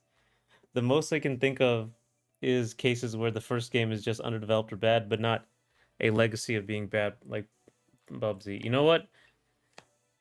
I know it's not what you're talking about, but Metroid Dread. I think because like Metroid kind of doesn't get that many chances to get a good game out. And then they made Other M, and then they added like Federation Force, which I think wasn't as like like well liked, or that might come before. But like there was a point where there was very mediocre games in Metroid, and then Metroid Dread comes out. Um, a game that starts out. Oh, Red Steel. I remember Red Steel not being the one. Red Steel 1 not being what everyone wanted, and then Red Steel 2 came out and it was way better. Way better. Um,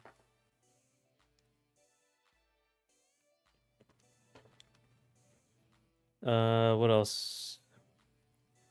I'm also reminded of like because these early Wii games, I also remember like Conduit, and then Conduit 2 got way better than Conduit 1.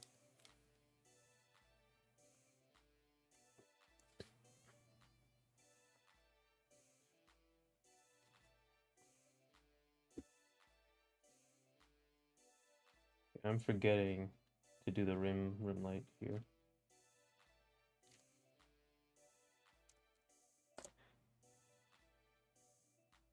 Red Steel 2 is a massive leap, but they only had the one flop, I think. Yeah, but I don't think there's any more Red Steel games, actually. Unfortunately.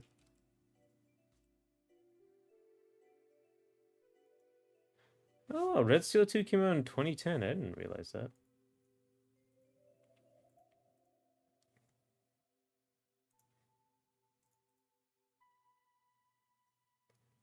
They should make a third one for the Switch 2 and like make it really big.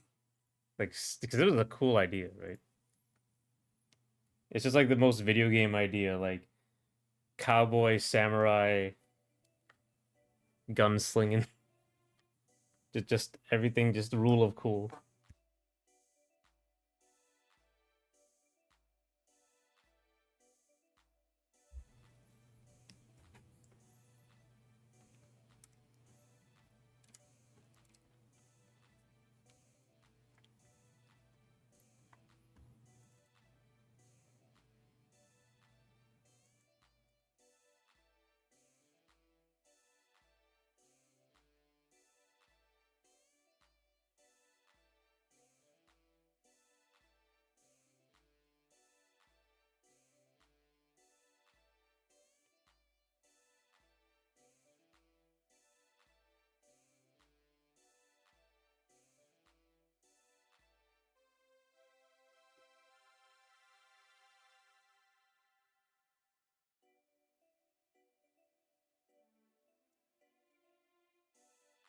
I haven't played the full Blood Rain games, but I heard 1 and 2 were mid. But I think Betrayal was quite good from the demo. Oh, I thought Blood Rain was like everyone loved that.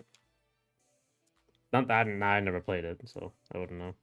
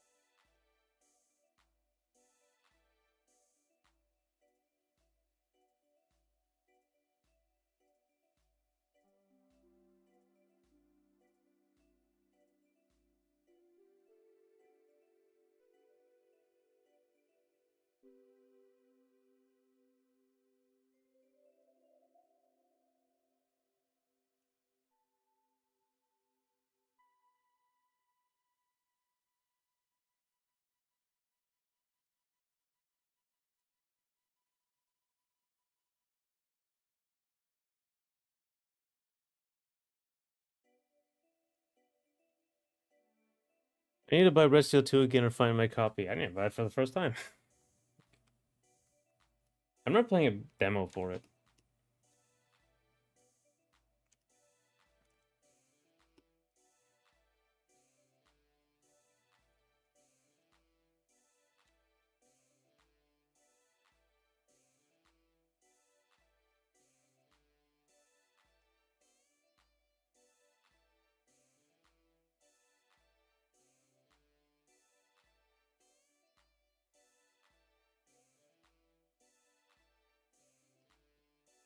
Way Forward made Blood Rain Betrayal.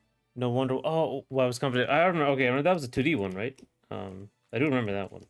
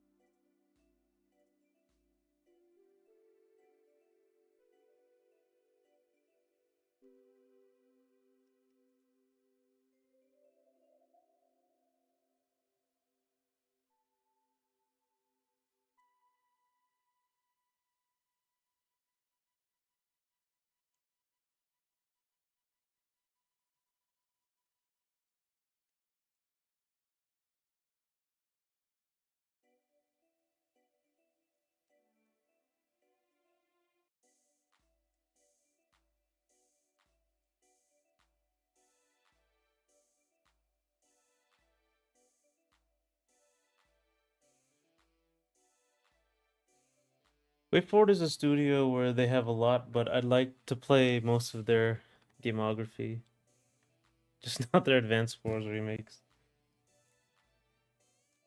WayForward was like legendary for for me, like because they made a bunch of 2D games and they were like really famous for it. I think Shantae was their big one, was a big revival, which I didn't realize Shantae was an old game.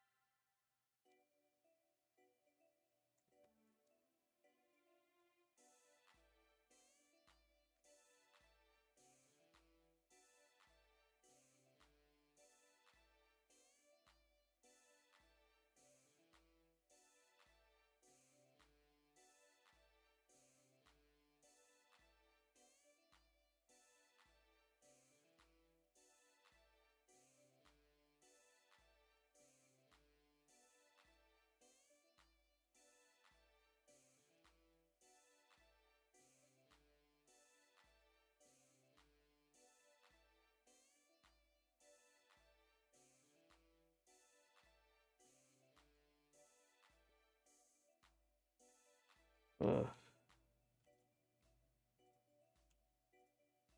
Oh man.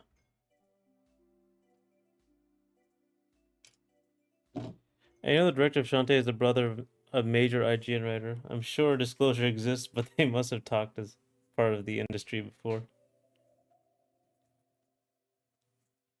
Matt Bozon and Mark Bozon, I believe. I wonder how that played out when they reviewed it, or they continue to review it.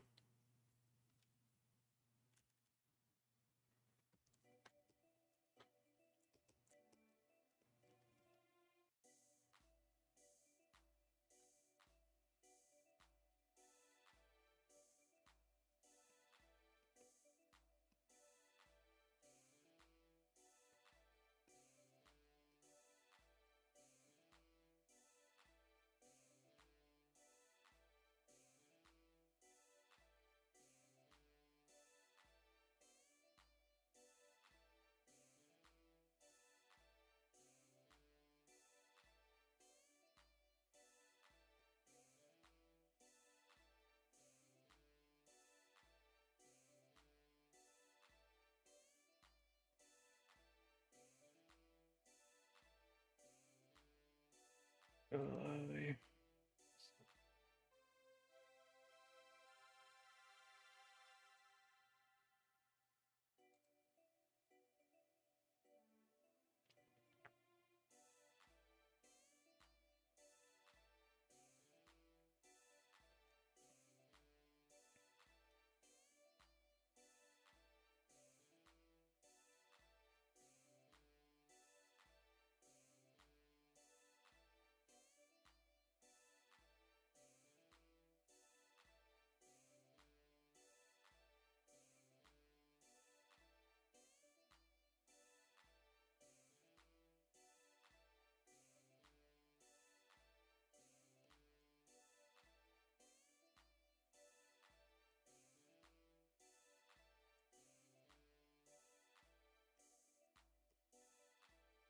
okay, I think.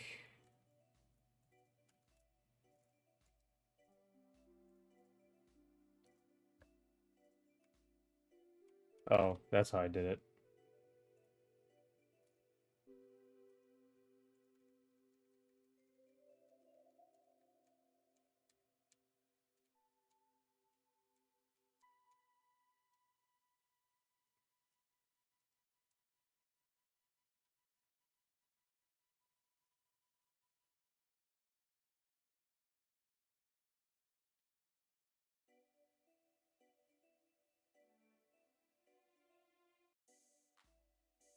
Okay.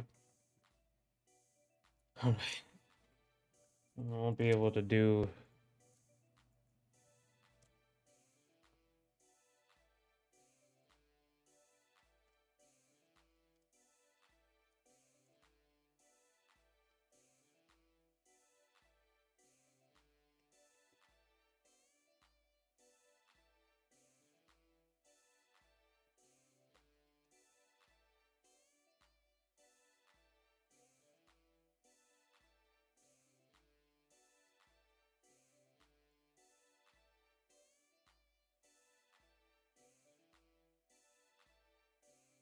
Alright, I'm almost there.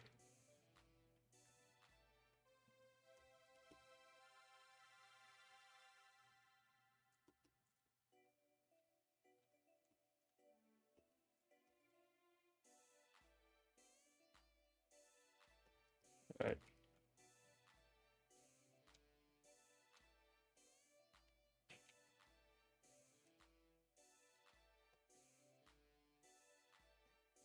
Alrighty.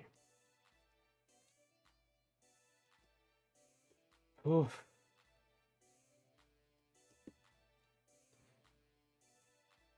Actually, I guess how close do you know anybody in like the game journalism industry? I guess. I don't know how much like the giant bomb thing or game guide thing actually connects.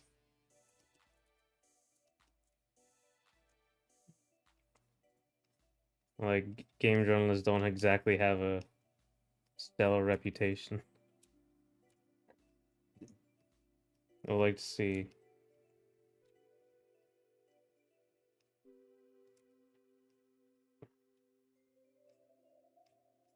what that industry is about.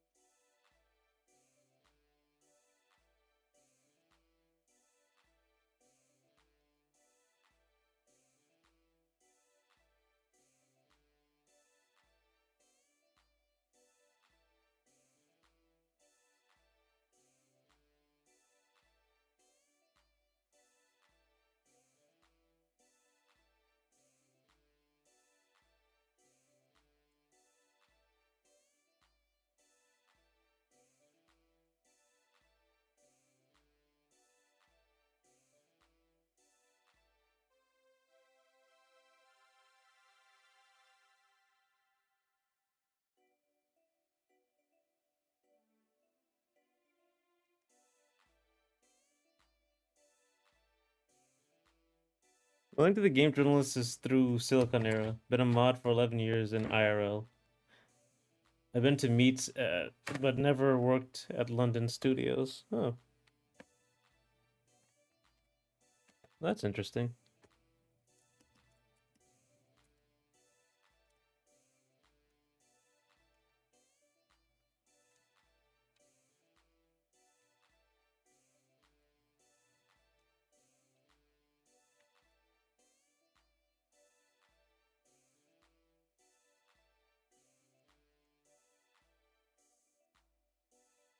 If anything, my guide stuff is new and kind of the weak link, even if I have full control. Oh, Silicon Era.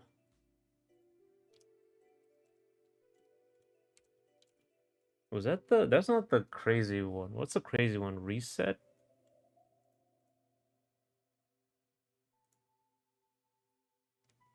No, this is a different one.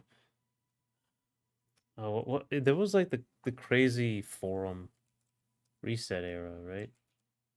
Yeah, yeah, it's these guys.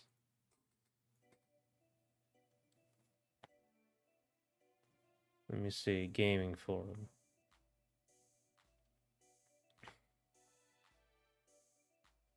No, September 24th. So tomorrow, the state of play. Uh,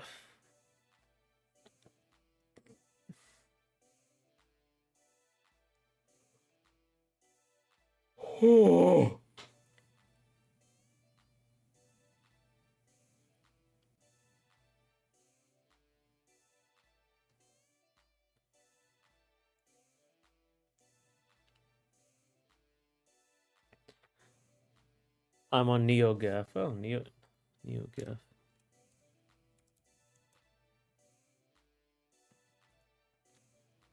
I've heard of all these, but I stopped going to them. So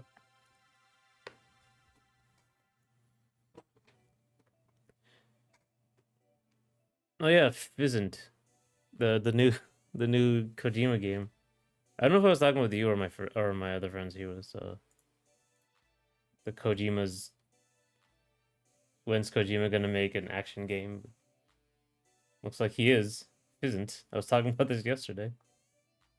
Physics and Fizzant.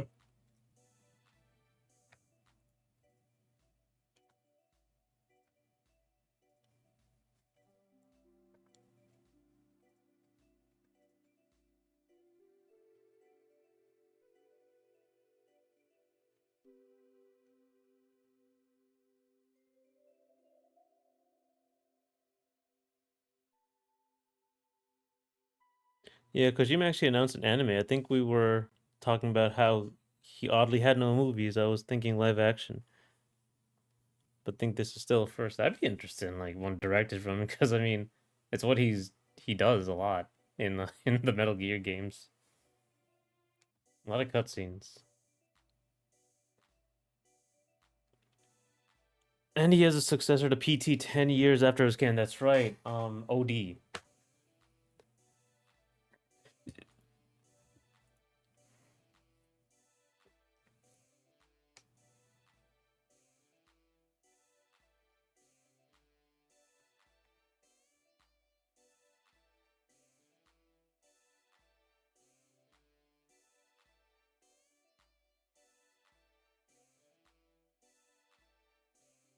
Um.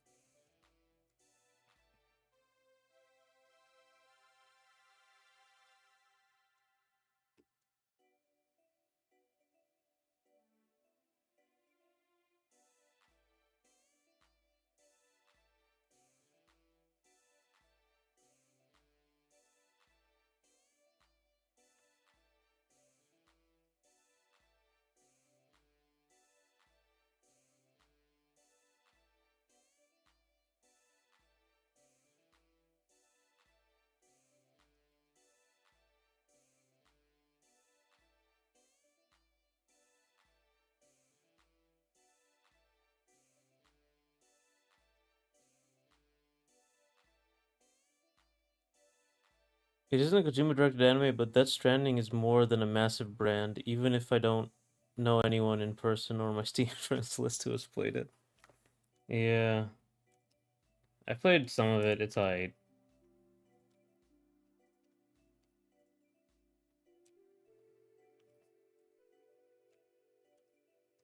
It's just because he just has like interesting ideas. It's something like you don't see in other games. It's right. It's not gonna happen. Like the this sort of weirdness and people like Die Hard, like names like Die Hard Man is not gonna show up anywhere else. So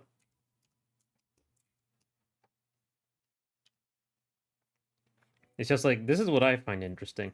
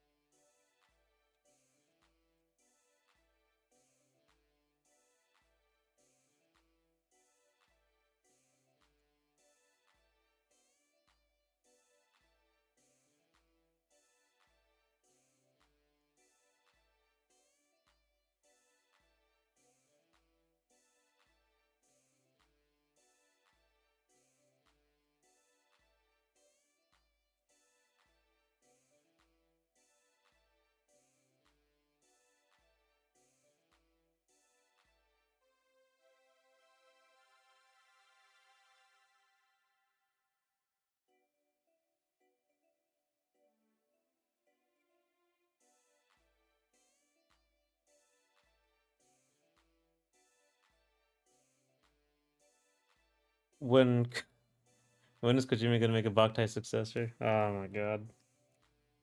He's just gonna do whatever weird shit he wants now.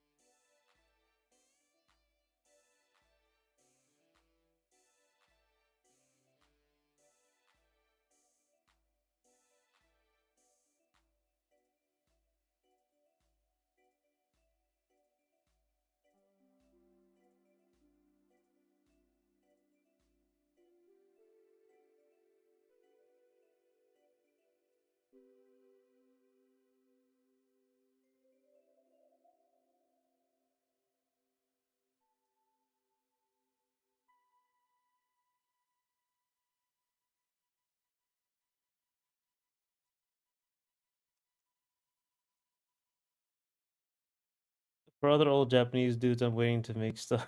I've given up on Inafune. Yeah, I guess yeah, that's a safe bet.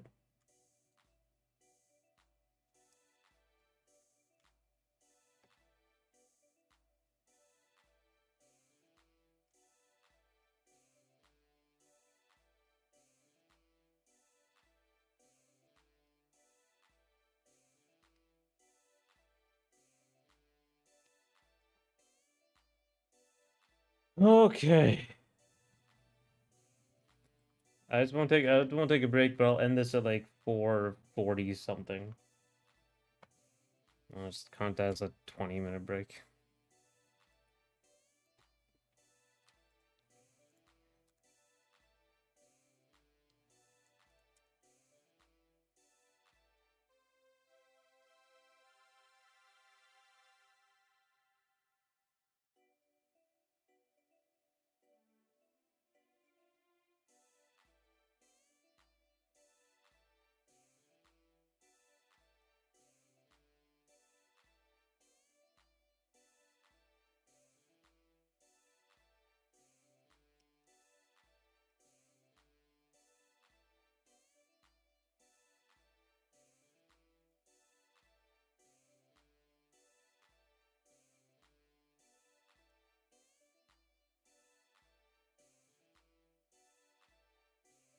Let me think here. It's standard.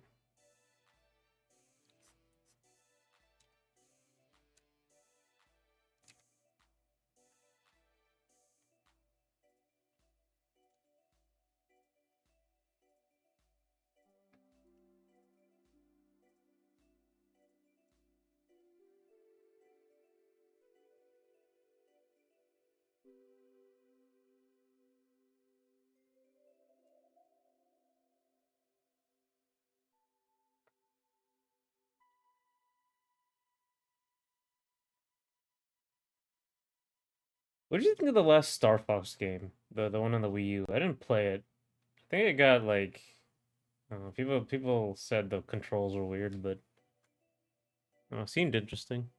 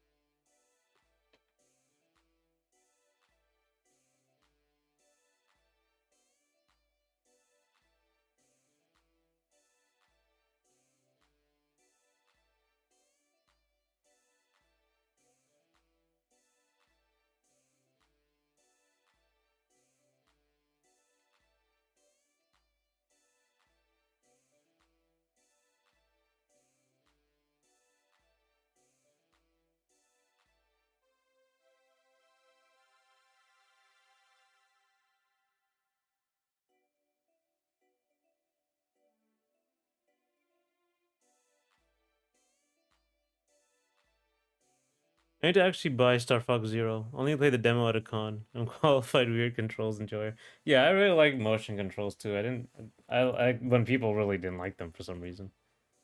Um I really like Skyward Sword's controls. I don't know why they stopped doing it. Hope they bring that back in the next Zelda game.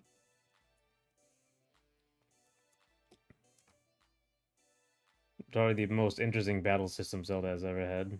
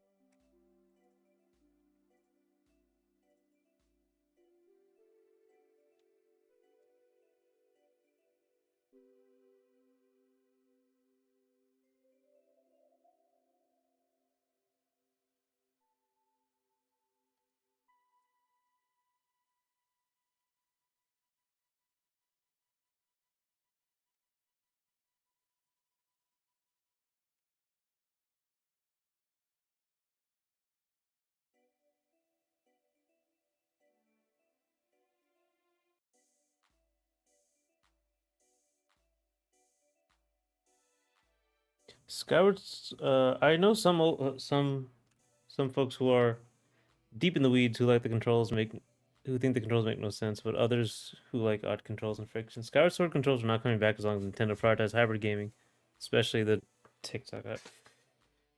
TikTok. I call Tears of the Kingdom TikTok. This one TikTok audience. I'm hoping they just don't. They stop. They ignore the Breath of the Wild audience. It's just like they just do the same thing with Zelda that they do with Mario. They just ignore it and do something new the next time. Do not like Breath of the Wild and Tears of the Kingdom.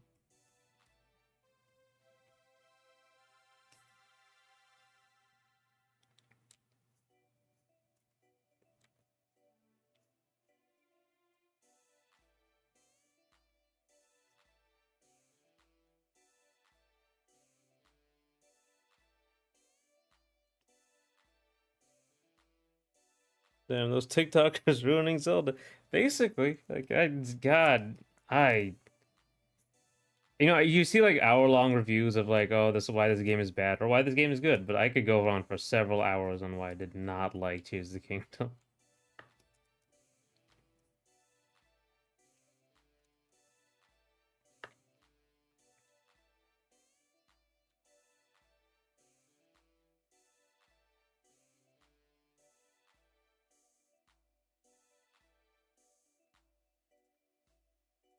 Like that was a 4 out of 10 game for me. Only because the ending was so good. And it was very well polished, but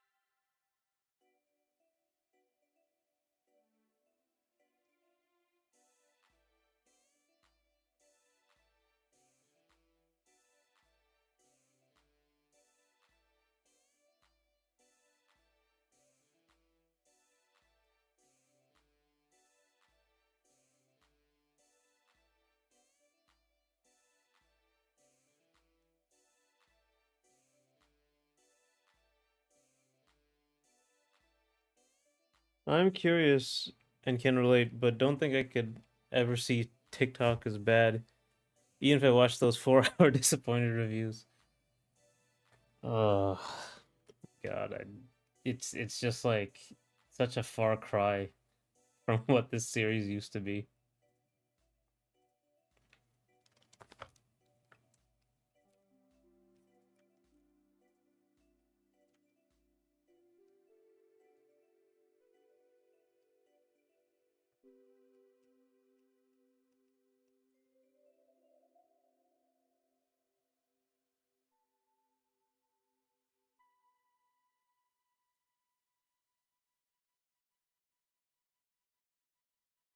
I did watch like a really long review that like was saying it was worse than Breath of the Wild, which it wasn't. Breath of the Wild is, oh my God, it's so bad. It's so bad.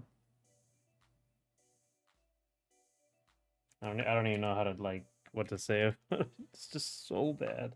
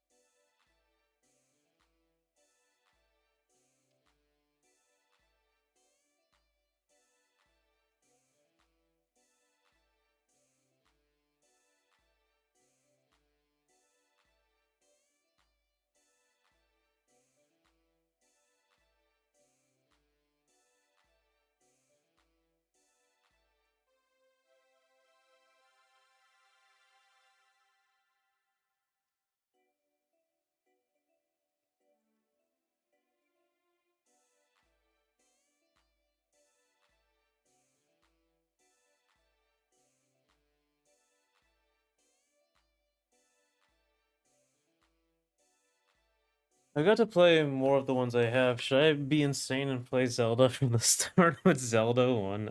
Zelda 1's really is very bad too. But I don't like Zelda 1 at all. Zelda 2 is also not great anymore, I guess. I guess is the qualifier I'd have to put there. I mean, I guess Zelda 2 is not bad. It's just like Zelda 2 is like the Zelda 1 and Zelda 2 are so hard to like figure out where to go. So if you have like a map, that would help you. I also have oddball games like Tingle Game and Four Swords on GameCube. Remember that there was like a 3D Four Swords thing. I can't remember what it was. It came out way more recently.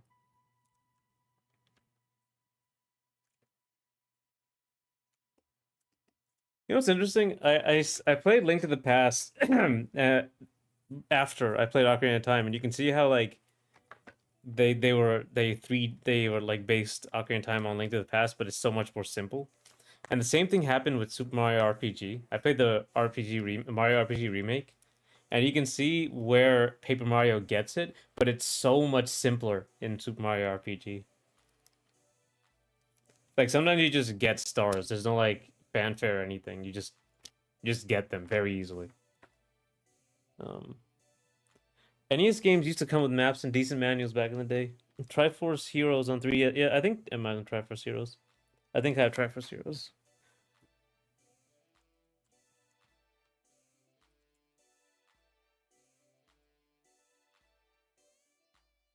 Yeah, Triforce Heroes. Yeah.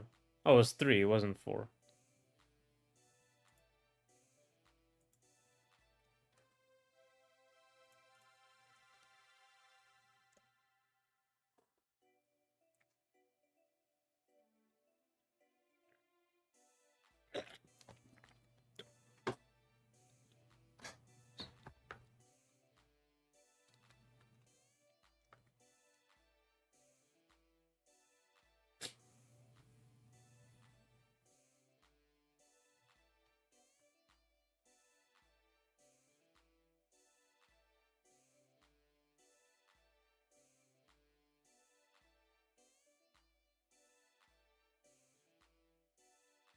Try meaning 3. They took it literally.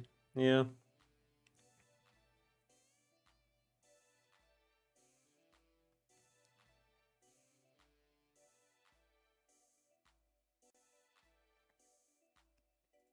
Okay, okay. Almost done here.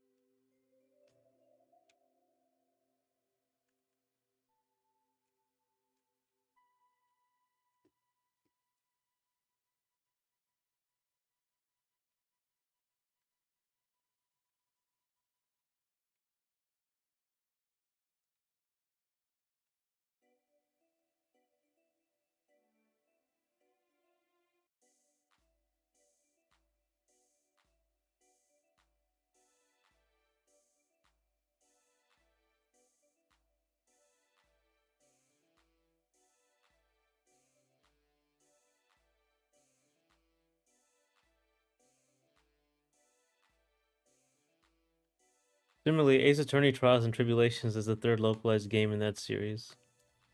I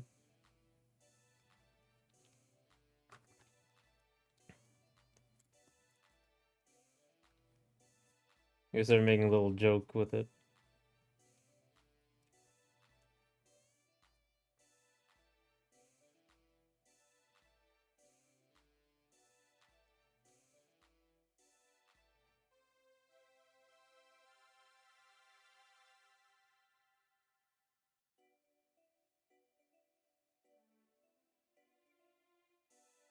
All right. Uh,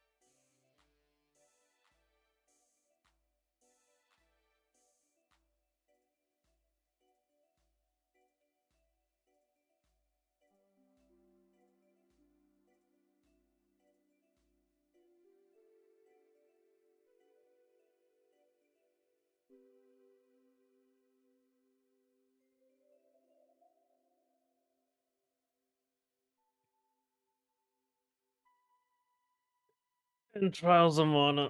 Oh, is that the third one? That's pretty funny. Oh my god. Oh my god.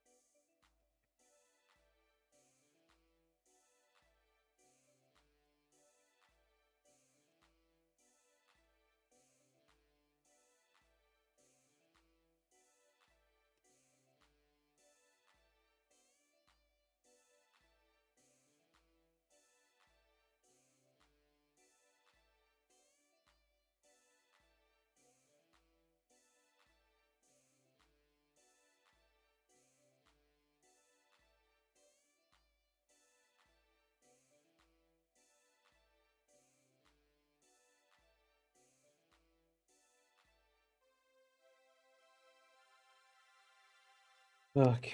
All right. Let's see. Almost there.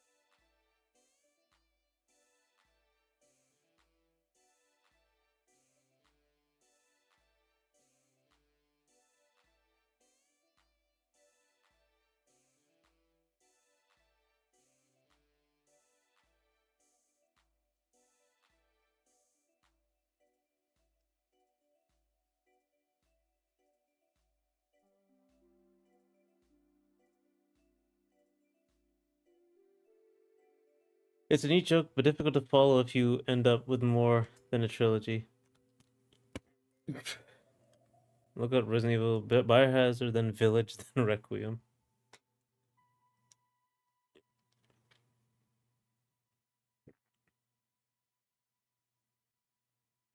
Huh. Well, yeah, I guess with the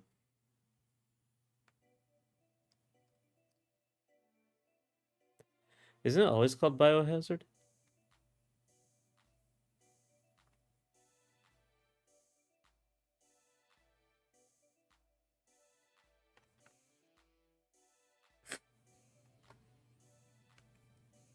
Is it no longer called Biohazard Requiem? So it might be.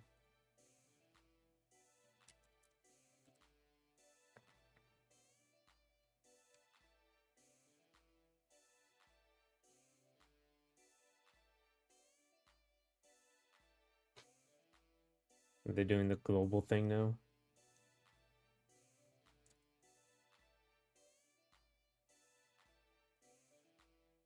Resident Evil Biohazard 7 Biohazard, okay.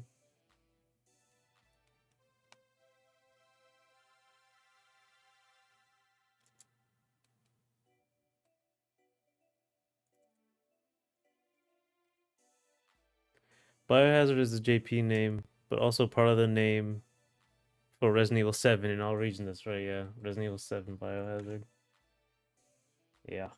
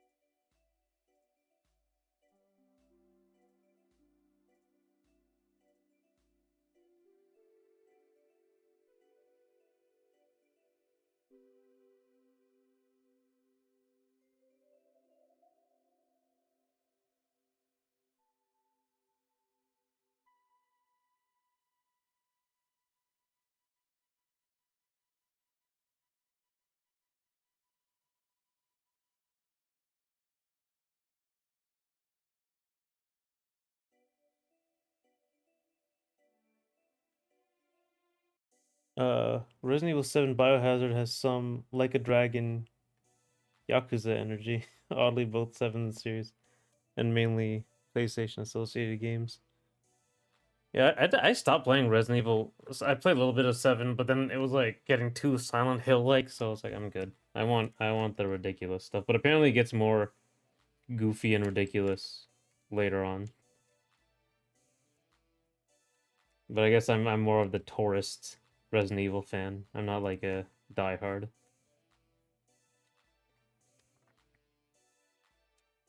I largely got into it with 4. And I kind of forgot when I played some of the Resident Evil 2 remake.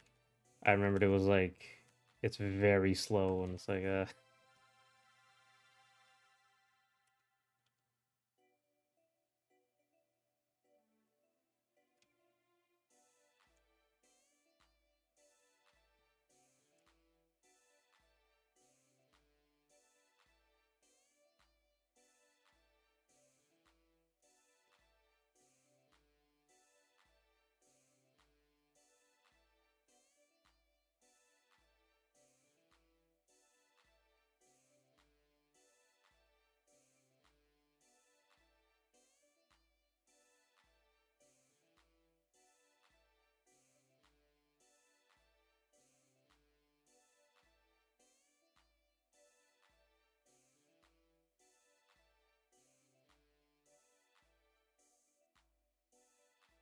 you're the uncle of the community now, tourist or not. I'm not that old yet, even though my beard says otherwise.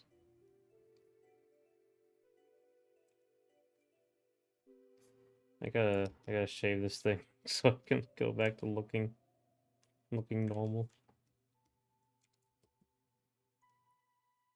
Uh,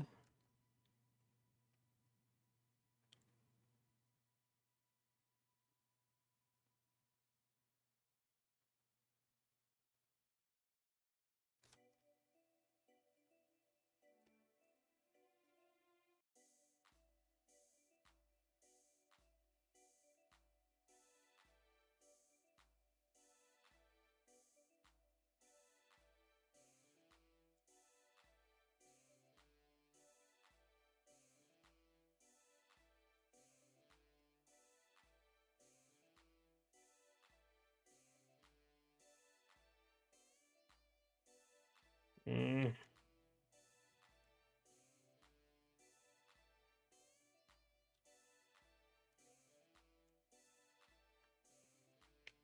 RA Niners are gonna be the new O Niners. Mm.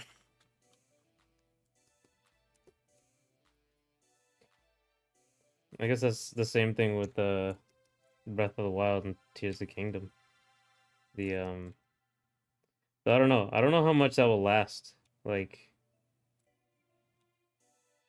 I don't think Tears of the Kingdom Breath of the Wild has that kind of like iconic staying power as stuff like Ocarina of Time, Majora's Mask, and Wind Waker. But we'll see, I guess.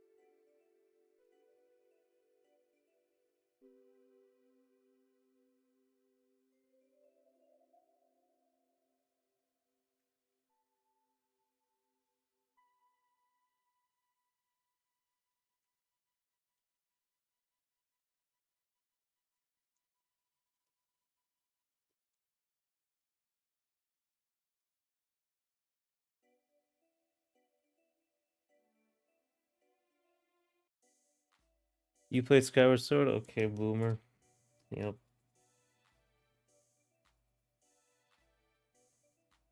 Ugh.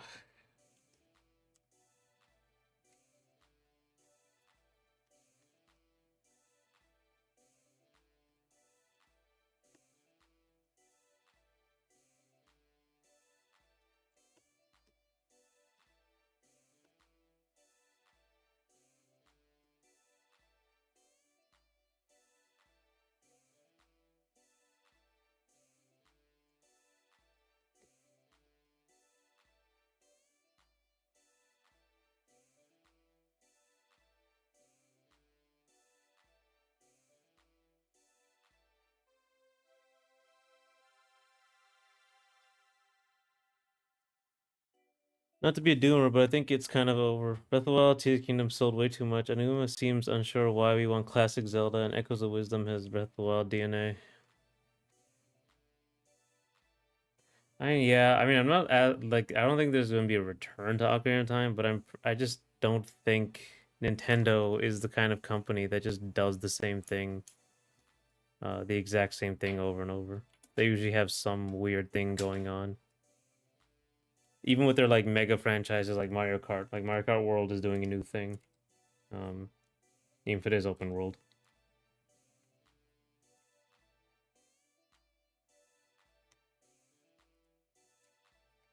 It's just like the same thing with the Resident Evil actually, because Resident Evil 6 I think outsold everything by a lot.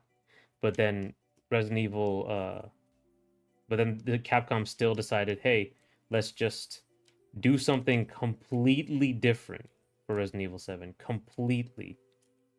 Even though the last game sold so much. Like Capcom and Nintendo have that quality about them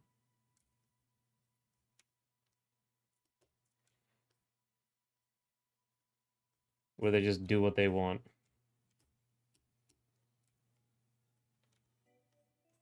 Like Miyamoto refuses to release another Mario game until he has a good idea.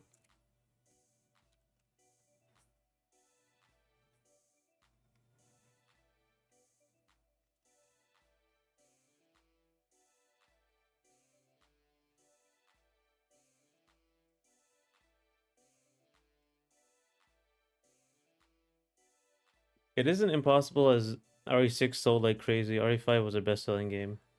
Uh, but they switched to RE7's rate. Things change, I guess. There is hope, but only so much. RE5 specifically outsold everything. Oh, RE6 sold tons, but was hella expensive. I don't know RE5 was the highest selling. Yeah, that game sucked. I did not like that game at all.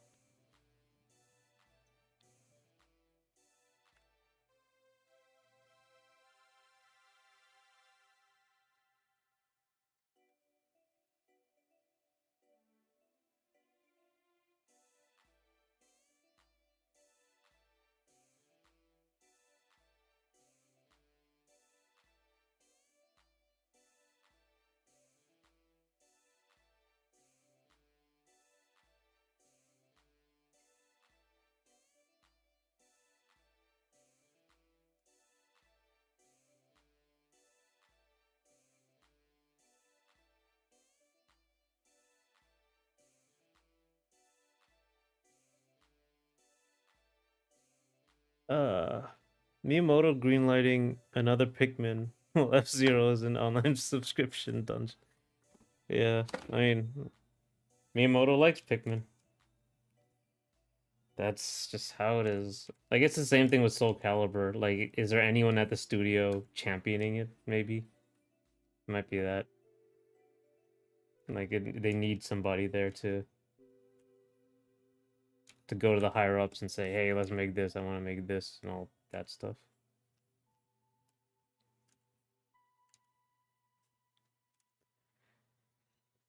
RE5 was possibly carried by co-op and mercenaries. I kind of want to play it the most due to what I've heard and seen from that era. The ending was great, or not great. It was hilarious. Like it was where it got to Resident Evil standards for me.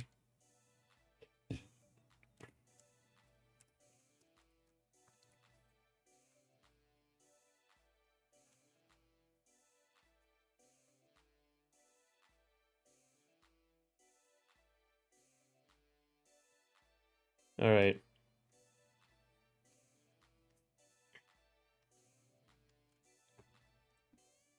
Hang on. What made RE5 bad for you specifically? It's been a while. It was just like very repetitive.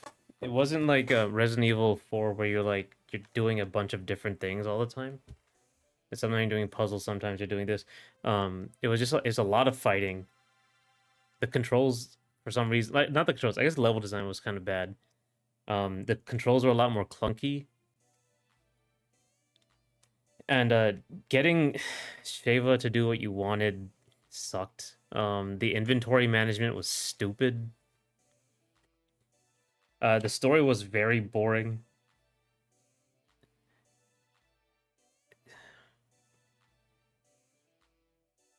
It's just in general, I think like it's just it all like came together to just be a very boring experience, very repetitive, very dull.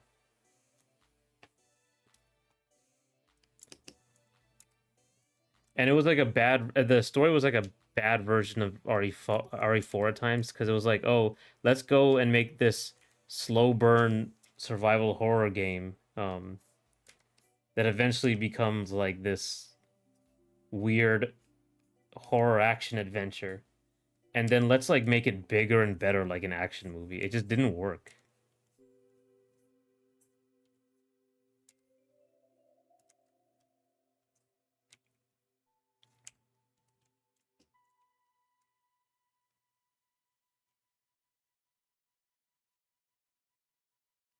It's been a while for specifics though.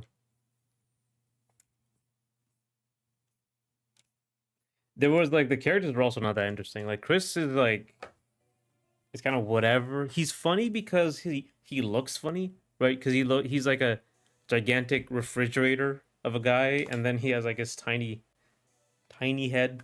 Um, and then Shava is all right as well. She's just not that interesting either. There wasn't any funny sort of Sadler characters or the Napoleon character. There's none of those interesting characters that stand out.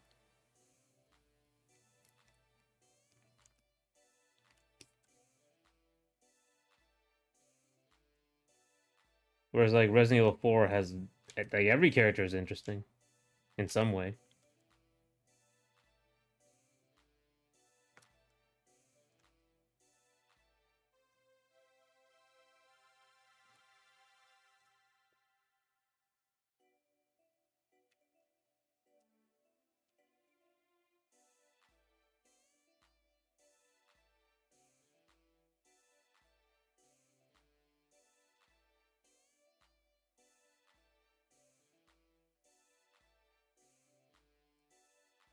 I'm curious about the world where Capcom made RE7 even more of an action blockbuster than RE5 and 6 combined. That would be like they just kept going in that direction. They go into space or something. Orbital lasers to destroy instead of a nuke, they have to make something even bigger. Orbital laser.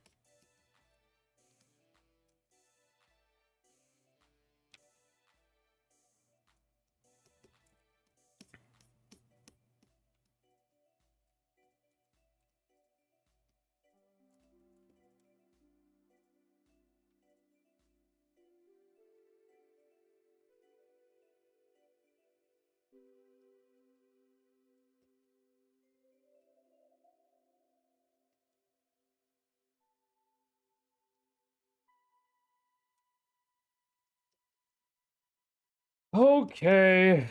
Okay.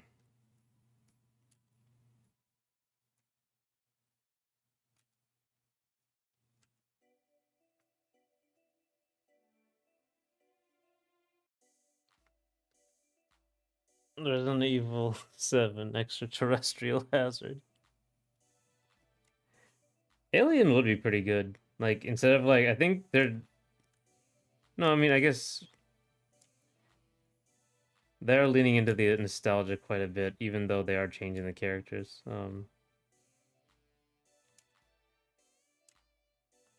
I bet Leon's gonna show up in 9. I'm pretty sure everyone thinks Leon is gonna show up there.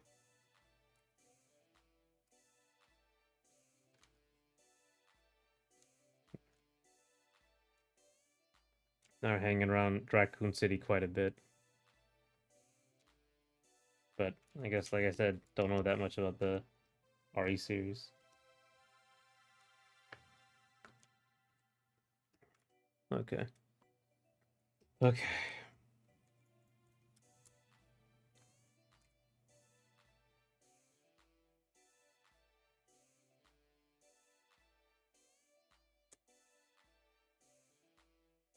Capcom are really bad liars, right?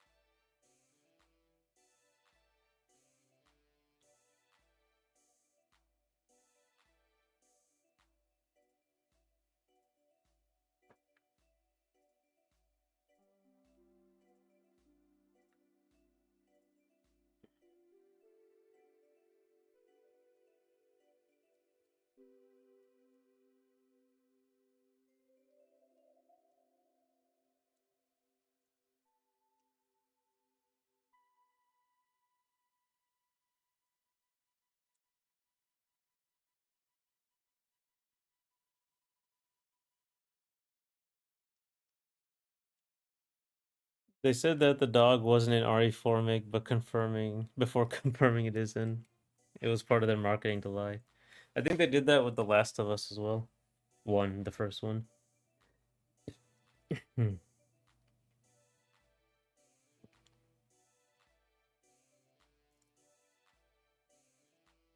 They said that you weren't playing Ellie, so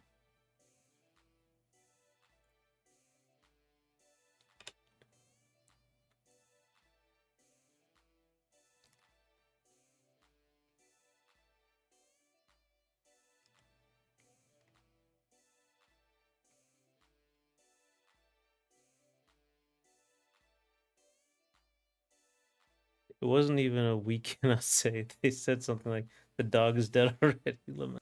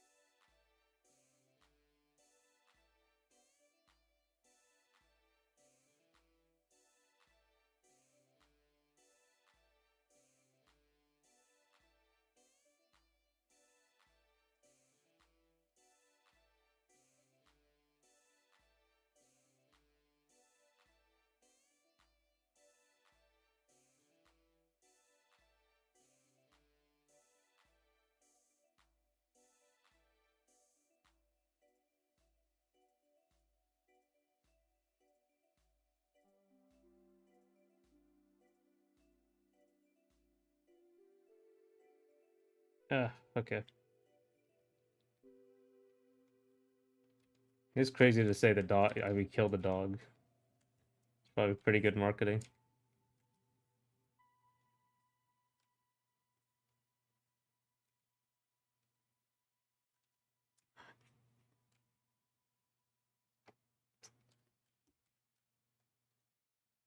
Uh,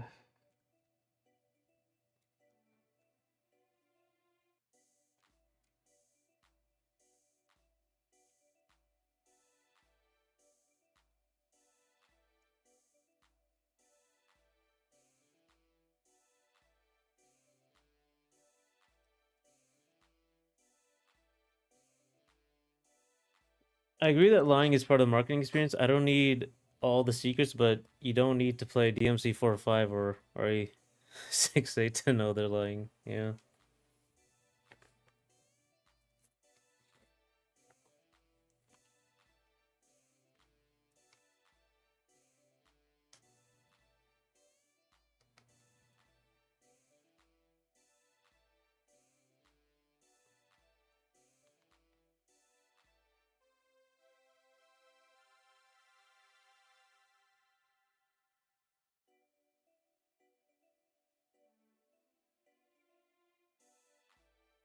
I won't spoil, but if you know what to look out for, big Capcom games can't trick you. Hmm.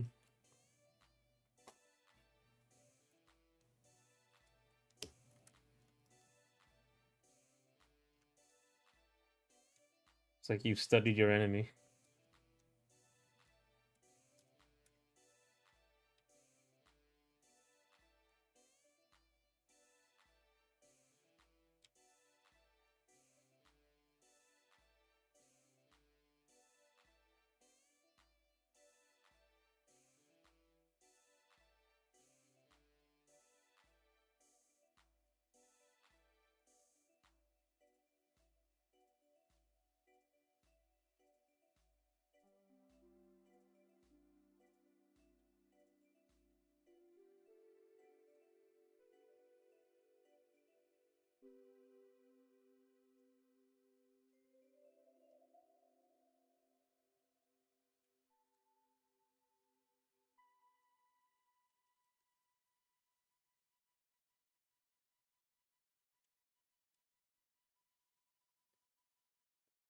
Uh, re RE4 remake also had a dead dog early on to fake people out and make them think that the dog is gone. Wow. They really committed to that. They're like the opposite of the FF7 remake. Actually, if you haven't played it, I won't say anything. Never mind.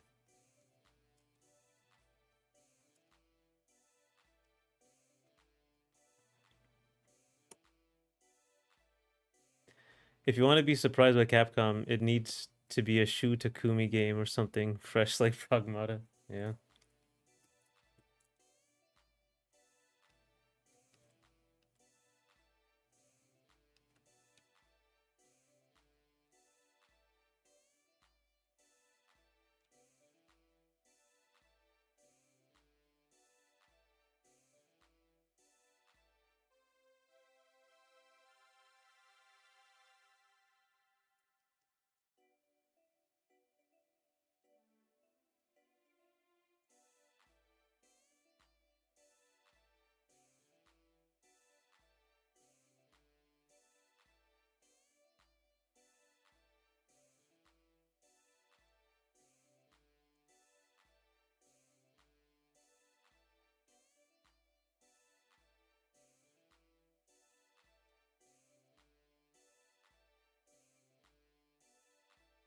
Okay, okay.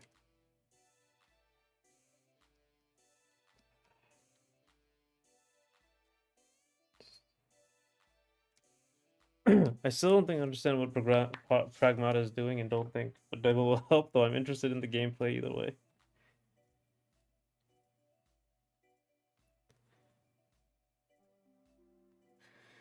It seems like a standard little shooter. Oh, ah.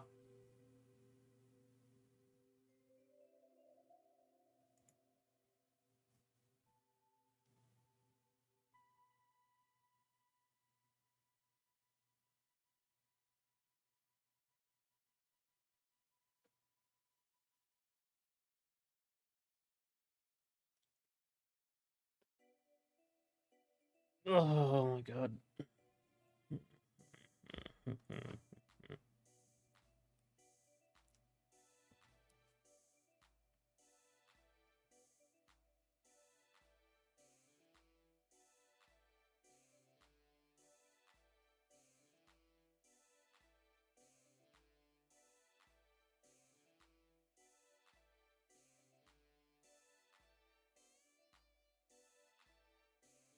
Oh, I think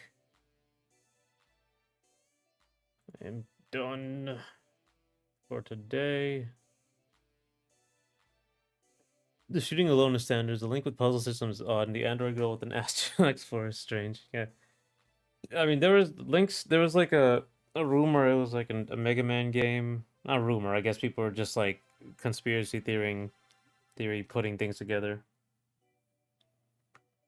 That used to be a Mega Man game.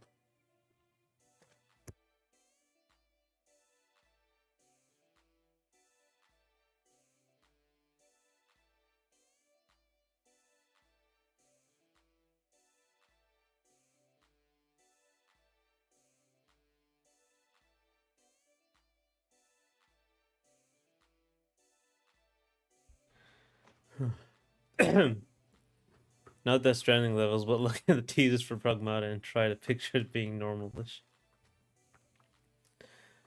Yeah, it is a little weird. It looks cool though. It has a cool mechanical design. I wonder if parts of the teasers were scrapped.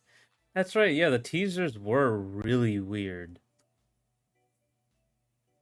I remember the first teaser was like they were in the city and they were like floating and they had to fight this monster or something. I don't know. I hope like it comes out and it's normal. Like it's actually well put together and not rushed. Like Kingdom Hearts felt like that. Like they just were teasing it and it failed, teasing it failed, and then it came out and it was like, yeah, this was rushed out. Um, even after 13 years. Hope Metroid Prime 4 isn't like that either. But it looks like they completely stopped, like remade it, so they weren't salvaging anything.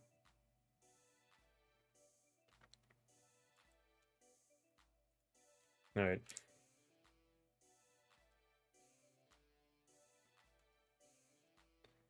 All right, that's good enough for today here.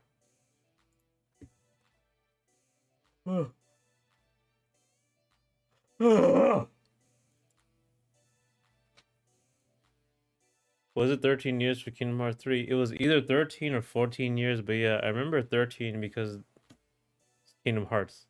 That's pretty funny. It was like 13 years because of their obsession with being cool.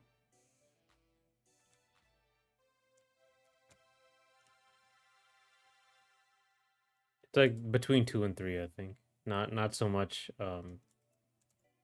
there were no Kingdom Hearts games between them. Maybe we'll have grandkids by the time KH4 is out.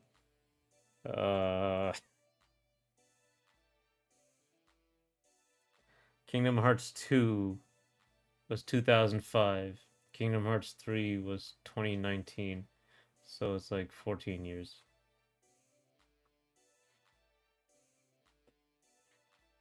13 years, I think, was the announcement when it's actually coming out. But there's like a lot of games in between. RE Chain of Memories, Coded, Mobile, 358 over 2, Birth by Sleep, Recoded, Dreamed Out Distance, the remakes, Kingdom Hearts Kai, Unchained Kai, 2, 2 point or Chi, 2.8, Final Chapter Prologue, and then 3. Oh, Dark Road. Then Melody of Memory. I remember that. I have that.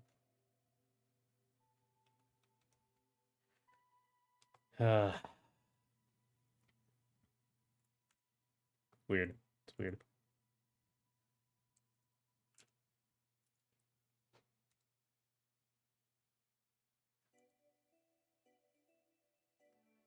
Okay, anyway.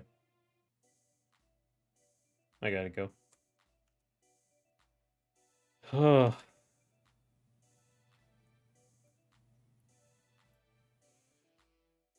PS2, remember when the major sequels took up to 2 years, not 2 decades? Oh my god, Beyond Good and Evil 2. Oh my god. That's when is that coming out? The trailer looked cool as hell, but it was a CG trailer, so.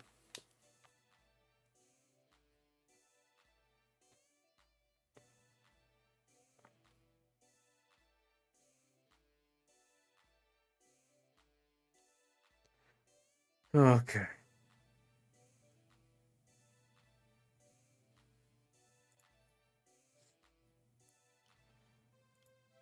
Um,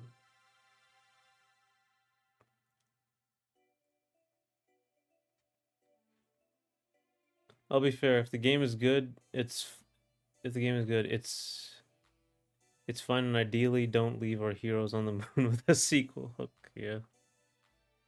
I got lucky and only really cared while waiting for Silk Song when it was quite close. Oh, that's right. Otherwise, you've been tortured for like 6 years. uh,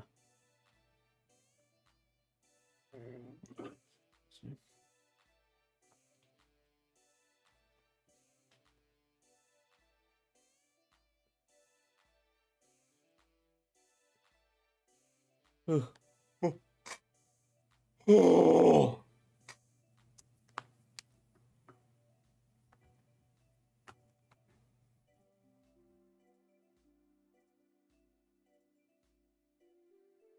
Yeah, either way.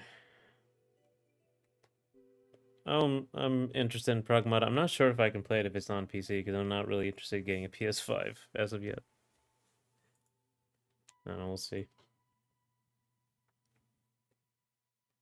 Uh,